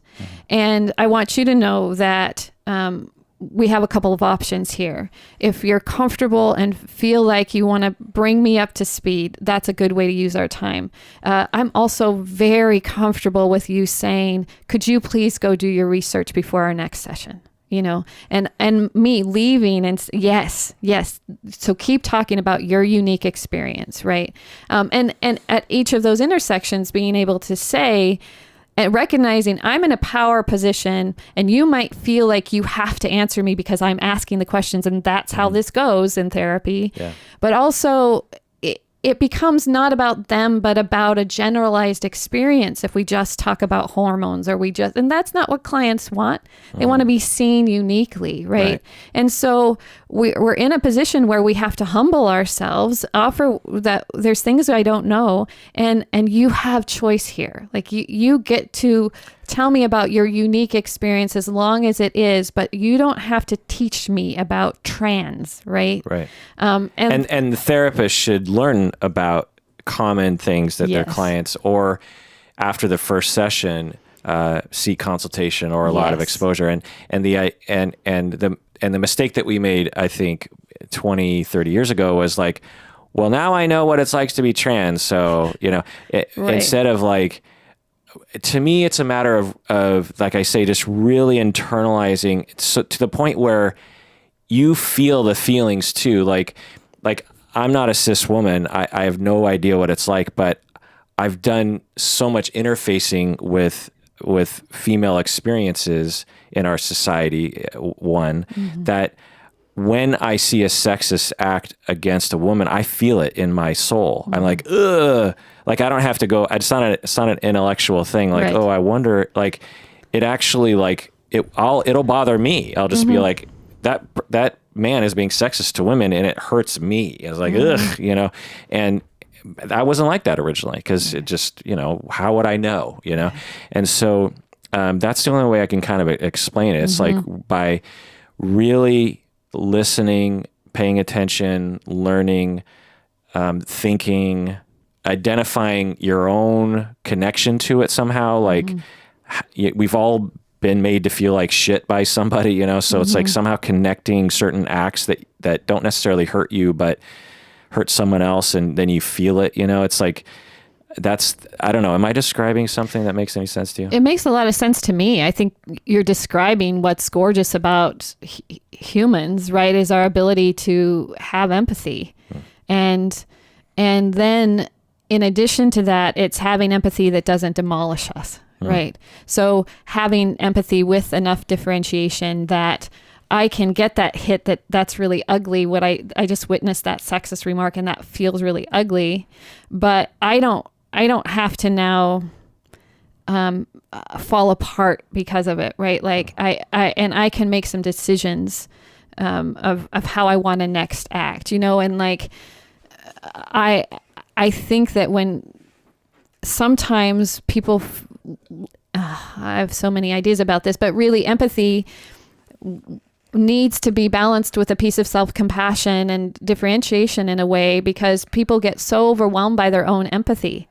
They get so concerned about others that they can't manage themselves. And I have a lot of other thinking about that maybe another time, but But when you're allowed, so people shut down. They shut down their empathetic response because it's overwhelming to them personally.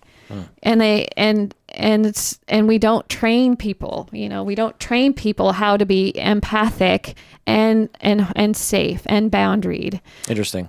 And so, it's hard to be empathic. It's hard to have empathy all the time if you're also feeling the pain of others all the time. Yeah. I hadn't thought about that. I don't know if I have that problem. It doesn't, no, you sound like you connect with a differentiated stance, right? Like I can feel that way and let myself connect with it personally, but not accept all of it and get feel it all and get, But I know people like that for sure. So that's an interesting point. So as we're talking about this, I'm just so glad that it resonates with you and is something that you do as well, because it's the way that I've always thought about it and the way I talk about it with my students, that because people get, like I've been saying, especially on the internet, and people listening to this on the internet will get, it's like, well, what about racism, sexism, Alex Jones and Donald Trump and the raging, angry feminists on the internet, what about all that stuff? And whenever I just always say like, well, okay, I don't know what to say about any of that, but what I do know is that when you hear someone that is upset about something and they're calling something sexist or they're calling something racist or they're quote unquote offended, it's 99% of the time it is a lack of empathy given to that person, or they don't know you have empathy for them or something, and they feel like you don't care. It's not a matter of doing the right thing. It's not a bunch of political correctness rules. It's about having empathy for another human being. So if, as you said, with your class, it's not about following the rules, because you say yourself, like, I don't necessarily know the rules. And I probably don't know the rules as well as some of the students in the class. So I might, quote unquote, not follow the rules. But if I have empathy for people who, for everyone, people who don't know the rules, so to speak, and people who are sort of further down the road in that understanding of language and how we ought to be wording things to not harm other people, again, based on empathy, then it all works out.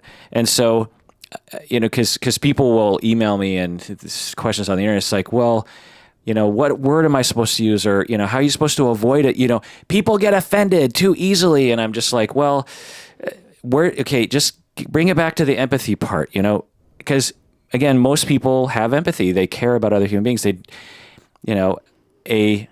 KKK member has empathy in all likelihood. And you go to that person, and I've seen videos on the internet. You get a black guy and a white KK guy together in a room, and they like each other because it's politics, it's culture, it's where they come from. They have, it's protectiveness. These ideas about why you would join such an organization and so. But the guy has a heart, and he deep down cares, and it doesn't mean we shouldn't push back. It doesn't mean we shouldn't do our part to, provide safety. It doesn't mean that we need to be like open arms for everything. But my point is that it all comes down to empathy, and it all comes down to hurt feelings.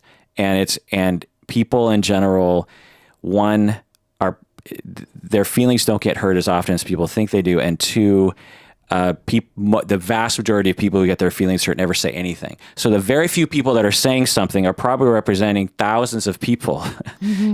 When one person stands up and says, I don't like the fact that we call it the Washington Redskins, it's like, maybe we should be listening to those people. And why do we want a football team to hurt other people's feelings, And at the same time, there's a tradition in Washington, D.C. of calling this football team this certain name, and they're attached to it. And so I have empathy for that too. To me, there's a right answer to that question, Yeah.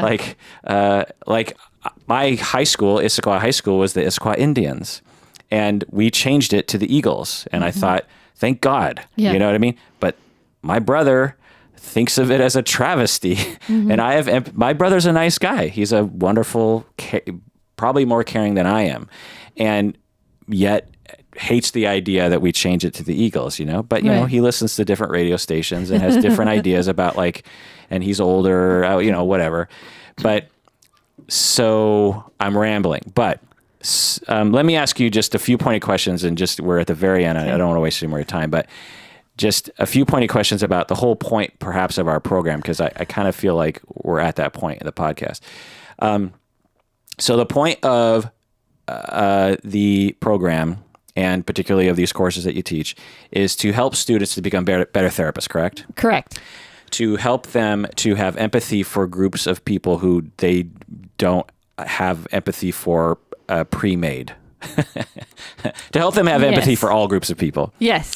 To help them understand themselves Yes. better, to help them understand how they have been harmed by society as well. Yes. And how that expresses itself through various different things for the purpose not only of their own personal growth, but also to help them be a better therapist. Right. To help them to understand politics a little better. Obviously, there's not a lot of exposure to that, but giving some understanding of the broader culture, correct? Mm-hmm. Yes. Giving them some knowledge of particular groups of people that are commonly seen in our offices, like trans people, like, gay people, like teenagers, but it's not going to cover, Ethiopians, for example, necessarily. My courses, no. Yeah. Or someone from Czechoslovakia, if that's even a country anymore. The Czech Republic. Czech Republic. Unless it changed again. Yeah. I was there. But Croatia is the Yugoslavia, right? Pretty sure. Anyway, so I'm pretty sure we have listeners there too. Maybe they'll write you an email. And Yeah, correct please. Just have empathy. Any other kind of pointed, pithy goals that you think we have as a program? That's a setup, pithy. As you were talking before the pointed questions, I was thinking, because I am a human and like to make things simple, that maybe really it is really tied to connecting that those who have not been able to speak of their experience, their true experience, and get empathy and understanding about it, have traditionally been people who have suffered. And so in all ways, part of what I do as a clinician is help children to be heard better by parents so that they can feel it. So the kids can get the empathy they need to feel understood and feel less hurt. It's my trans clients who want to be able to talk about their experience more openly so they can find other people who've experienced what they've experienced, but also so they can feel understood and validated and empathized with. So it's simultaneously working on the empathy, but getting clinicians to have openness to hear more and more and more conversation, more and more about all communities who suffer. And my, and that thinking that suffering isn't exclusive to only those who are marginalized, and has it historically been much harder for them to talk their truths? Yes. Has it historically been, and currently much harder? Yes. But it's that importance of putting yourself in a position as a counselor that invites as much conversation and explanation and story as possible to come forth, so then you can offer the empathy. And when we drop the pronouns and when we expand our thinking, when we look at all the oppressions and not just the highlighted ones, like I add so many other oppressions to that list. Yeah. What are some non things that people don't usually think about? Extrovertism. I have traditionally or commonly had a lot of clients in my office who are just introverts in an extrovert world. And introverts... Or a world that privileges extroverts. And in school systems in particular, like a lot of introverts who are suffering in schools I know they're going to get to a point where they can make their world work for them as an adult when they have more power as an adult. But it's not, you can't, like, introverts aren't going to necessarily stand up on the table in the cafeteria and yell, "Introverts unite!" That's not really their tendency. Right. Yeah. So, exactly. So many of the clients I work with who are introverts and find out that it's a temperament, that it's just a bad fit. It's not, you're not wrong. Like, there's nothing wrong with you, but having the language to talk about it, I've watched it happen over and over when I mentioned, do you know this thing called extrovertism, like where really people who are of that temperament are privileged, they look at me with these huge eyes and like experience suddenly that they're not sick or there's nothing wrong with their mental health. They just have a temperament that doesn't fit, and they're feeling that power differential. And so that's one that like catches people off guard. And so I keep having one last question. This is my final last question. Okay. Because I wanted to get to this earlier. It doesn't really fit at this point, but can you tell me like a thing in class that happened that was particularly challenging in terms of like dynamics between students that you're willing to share? You know, because I think that when you and I talk off mic, we're often, you know, talking about these kind of difficult moments, and I feel like we didn't really talk about any of them. You know, that's something you're willing to generally talk about. We were having a discussion in a multicultural class about cultural appropriation, and the reading that they read that week is a great author who really incites people. Like, I mean, she really incites, not the word, but like the way she writes tends to activate people, because she's very this is bad kind of thing, and I love that she does that, because she has the right to do that from her marginalized position, and it really challenges folks who want everyone to get along, you know. And so in class there was a discussion of the article was about harm that was done to this author, in that she was part of a firstborn. She had immigrant parents, and she was first generation American, but was perceived as her ethnicity, you know, because of her coloring. And she was part of that. We talked off mic about that the era in which immigrant parents would refuse to teach their children their native language, and they would only teach them English. And so she didn't know her native language and her family's language. And she had worked herself up into a position of being a college professor, and another professor had gone and spent time in the country her parents are from, and come back and tried to engage her in conversation in the language of that country. And she was really incensed about it. It was like really, really harmed by that action on that part. And so my students were a small amount of students were really struggling with how it was inappropriate that she got so mad at that other person. That was inappropriate that she was so mad. And that was one of further along in the quarter. And I was really watching all of the students navigate that together. And so some students were very much on this author's side, I'm guessing. Some were on her side and trying to explain, you know, why she had the right to be angry. And maybe even had a similar experience in her life or something. Mm-hmm. And then another group of people were just like, this person is oversensitive. Right. Like, and I'm also guessing that they're only taking that point of view because they themselves have probably made those mistakes themselves. Potentially. Or could see themselves doing such a thing. Right. You know? And cultural appropriation could have its own podcast, and I wouldn't be your expert there, but it's really hard for people to understand the extent of where where does it begin and end, cultural appropriation. Right. And so it's hard in that way too.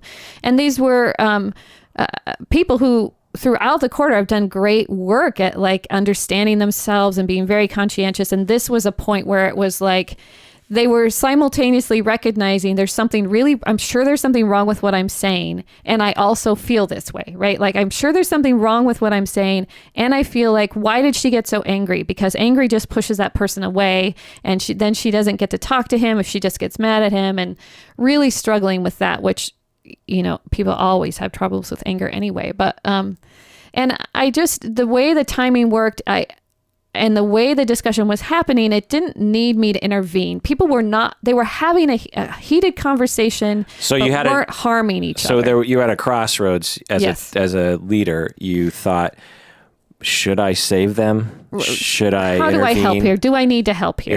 Yeah. But there's also an impulse to save as a leader, to be like, I want to save people from hurting each other's feelings or something, save people from the discomfort of where we're headed, and I've seen leaders do this. They will say something like, well, let's agree to disagree. Anyway, moving on, That's not me. That's what I'm saying. Yeah. That's what I'm saying. It's like, that would be the pitfall, and instead you decided to let them talk it out. I decided, to let them be in it, because they were exploring their perspectives, but they weren't harming each other. Okay. But their perspectives were struggling to be understood by each other. And that was okay with me, because that's a real thing. Yeah. And so class sort of ended, and I went away thinking, okay, how do I come back to this? How do I want to come back to this? And a couple of people processed that experience in their journal entry that week, which was great, because they really, these were students who lean towards quiet, right? They don't process out loud in class that much, but they had moved into their journals and said, I still don't know how to make sense of this, and I have these feelings about it. And so that gave me more information about how do I come back to it, right? So I brought the next class, I brought an experiential exercise in to really explore cultural appropriation, and noted that you were really good at being in that discomfort, but left without conclusion. There may not be conclusion, but we need to address the pieces that were missed, right? The pieces where those of you who were angry, or were confused about her anger, were missing some pieces. And so we're going to use this activity to look at those pieces and drop into that. And for me, there's always that question of could I have perceived that those quiet students needed me in that moment, that class?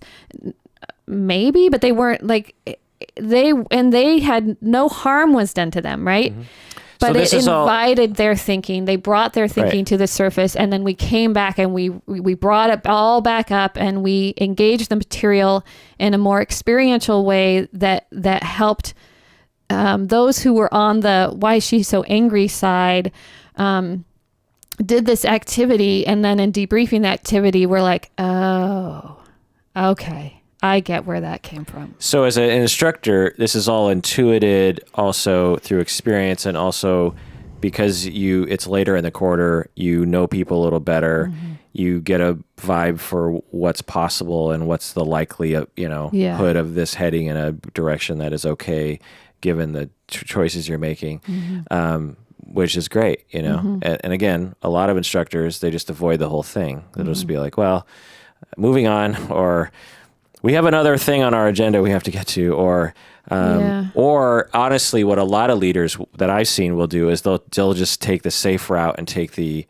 anti-appropriation stance and try to, align themselves with that group and try to explain, to sort of beat them down with an mm-hmm. explanation of here's how your thinking is wrong. You know mm-hmm. what I mean? Not those words particularly, but here's what they're trying to tell you is maybe the way it would be phrased. Here's what these people are trying to tell you is my guess. Here's what the author is trying to tell you people that need to change your mind. You know what I mean?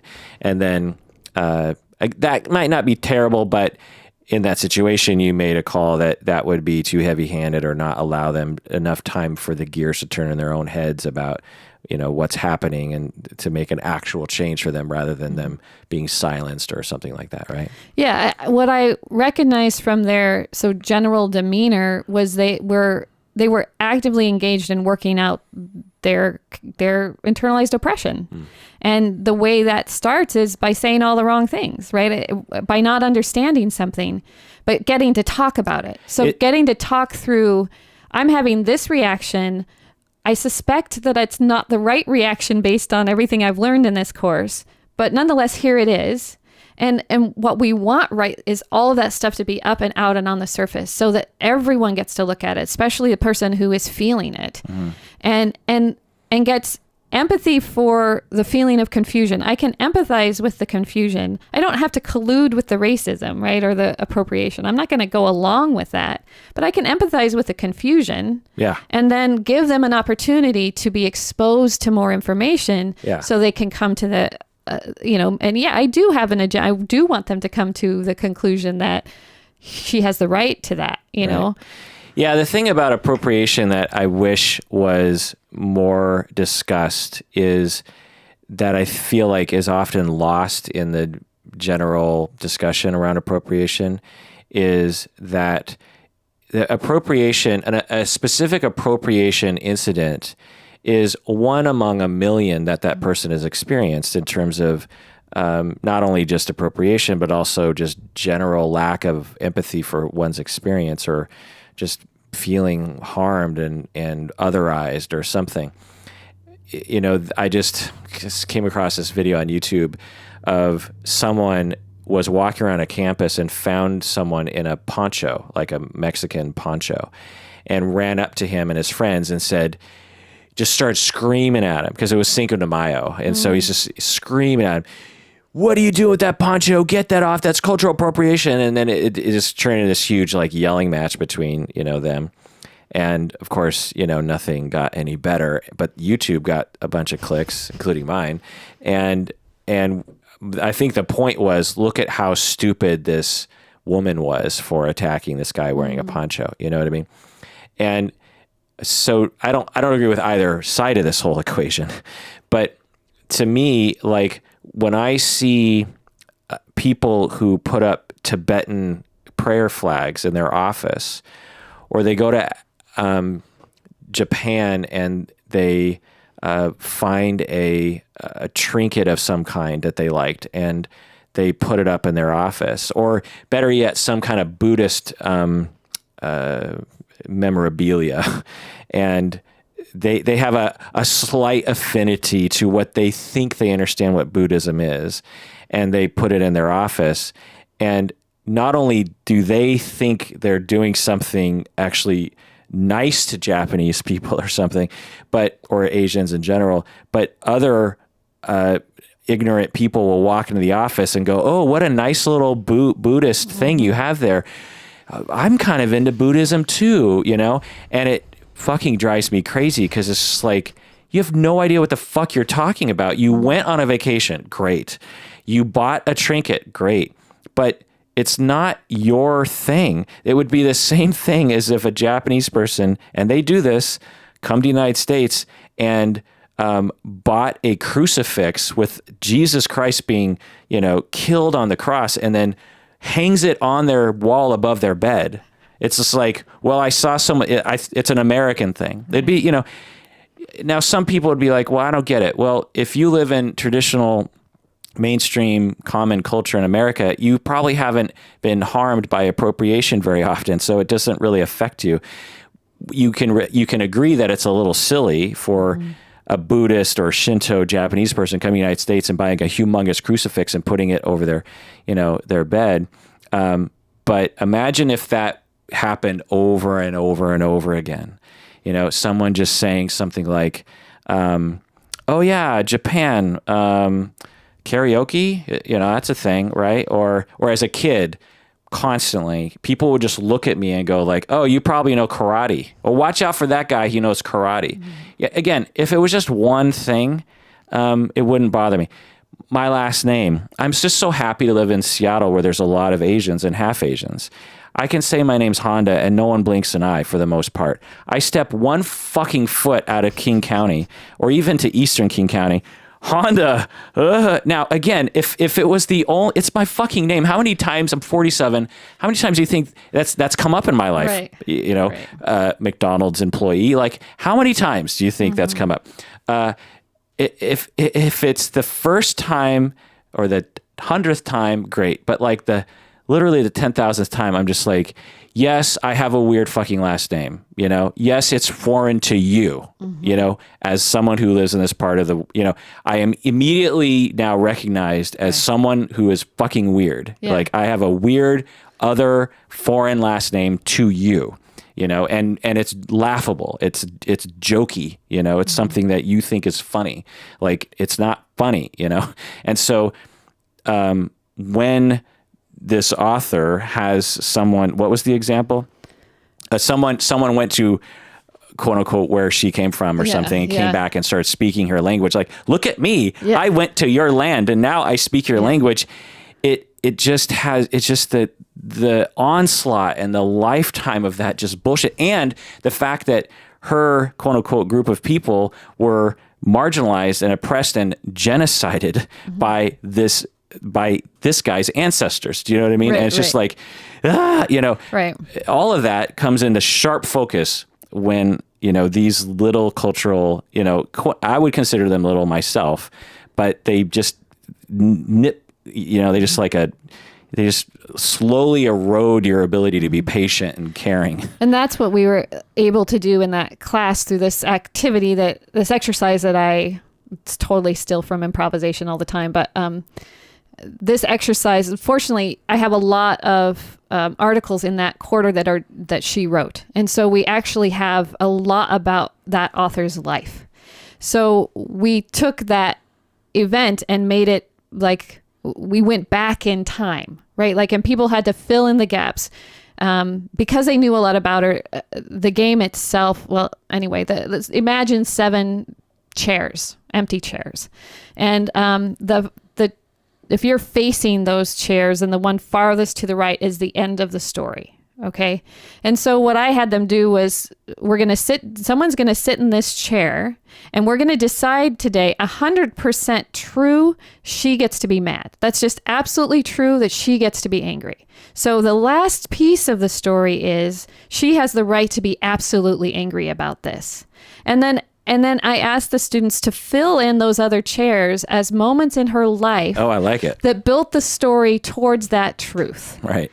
And because they'd been able to read about different parts of her life, we could set in a truth that she was molested and assaulted by white men when she was a child. We could set in a truth of her parents, her family ignoring that and that not being something she could talk about. Like, we could set in all of these truths that when we could track her history of racism, her history of sexism, her history of classism, that once you see all of those pieces in her lifeline, ending with she has absolutely the right to be angry about this, it all made sense. Yeah, right. I like it. So it's that background story, and we can use that same format to look at other pieces of racism. Like what do we know about someone going backwards in time that allows them to be in this position they're in, that has caused them to be? And so that's exactly what we did, right? Look at the history here. This is one moment, but look at her past. Do you see now why she has the right to be here? Right.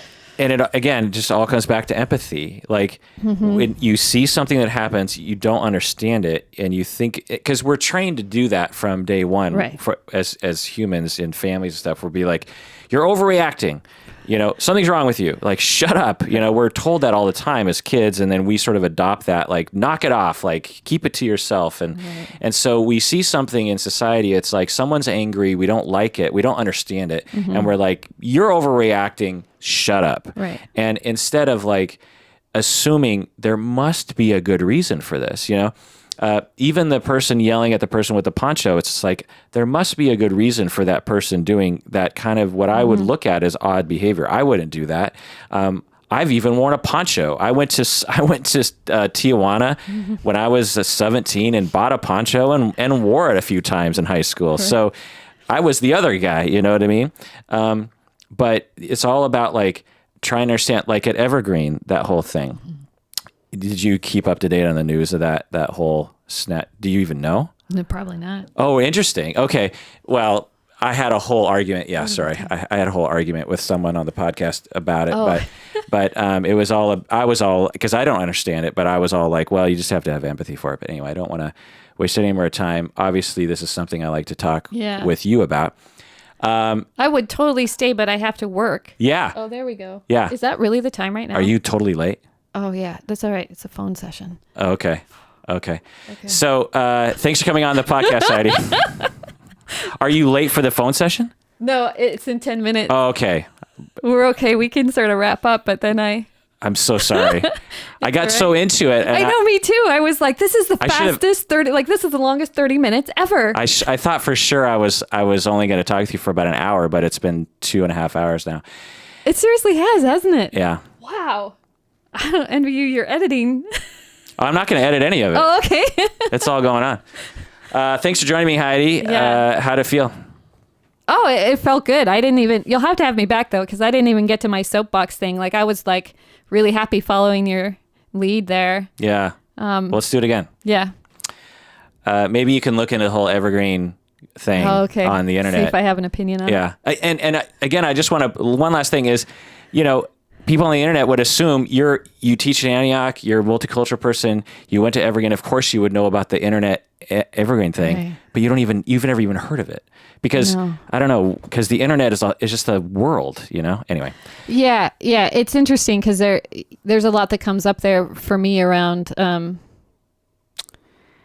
I everything we just said to you, right? But some of my stuck points are, I'm not political enough, right? Or I'm not informed enough, or I'm not. To me, and I'm totally okay with that because it's just that we privilege in our society a certain focus on these internet societal decisions about what we're supposed to focus on, and some things we should, Trayvon Martin, for example, but some things I just think like the internet I don't know. Anyway. Thanks for joining me out there. Please take care of yourself because you deserve it. You really, really do.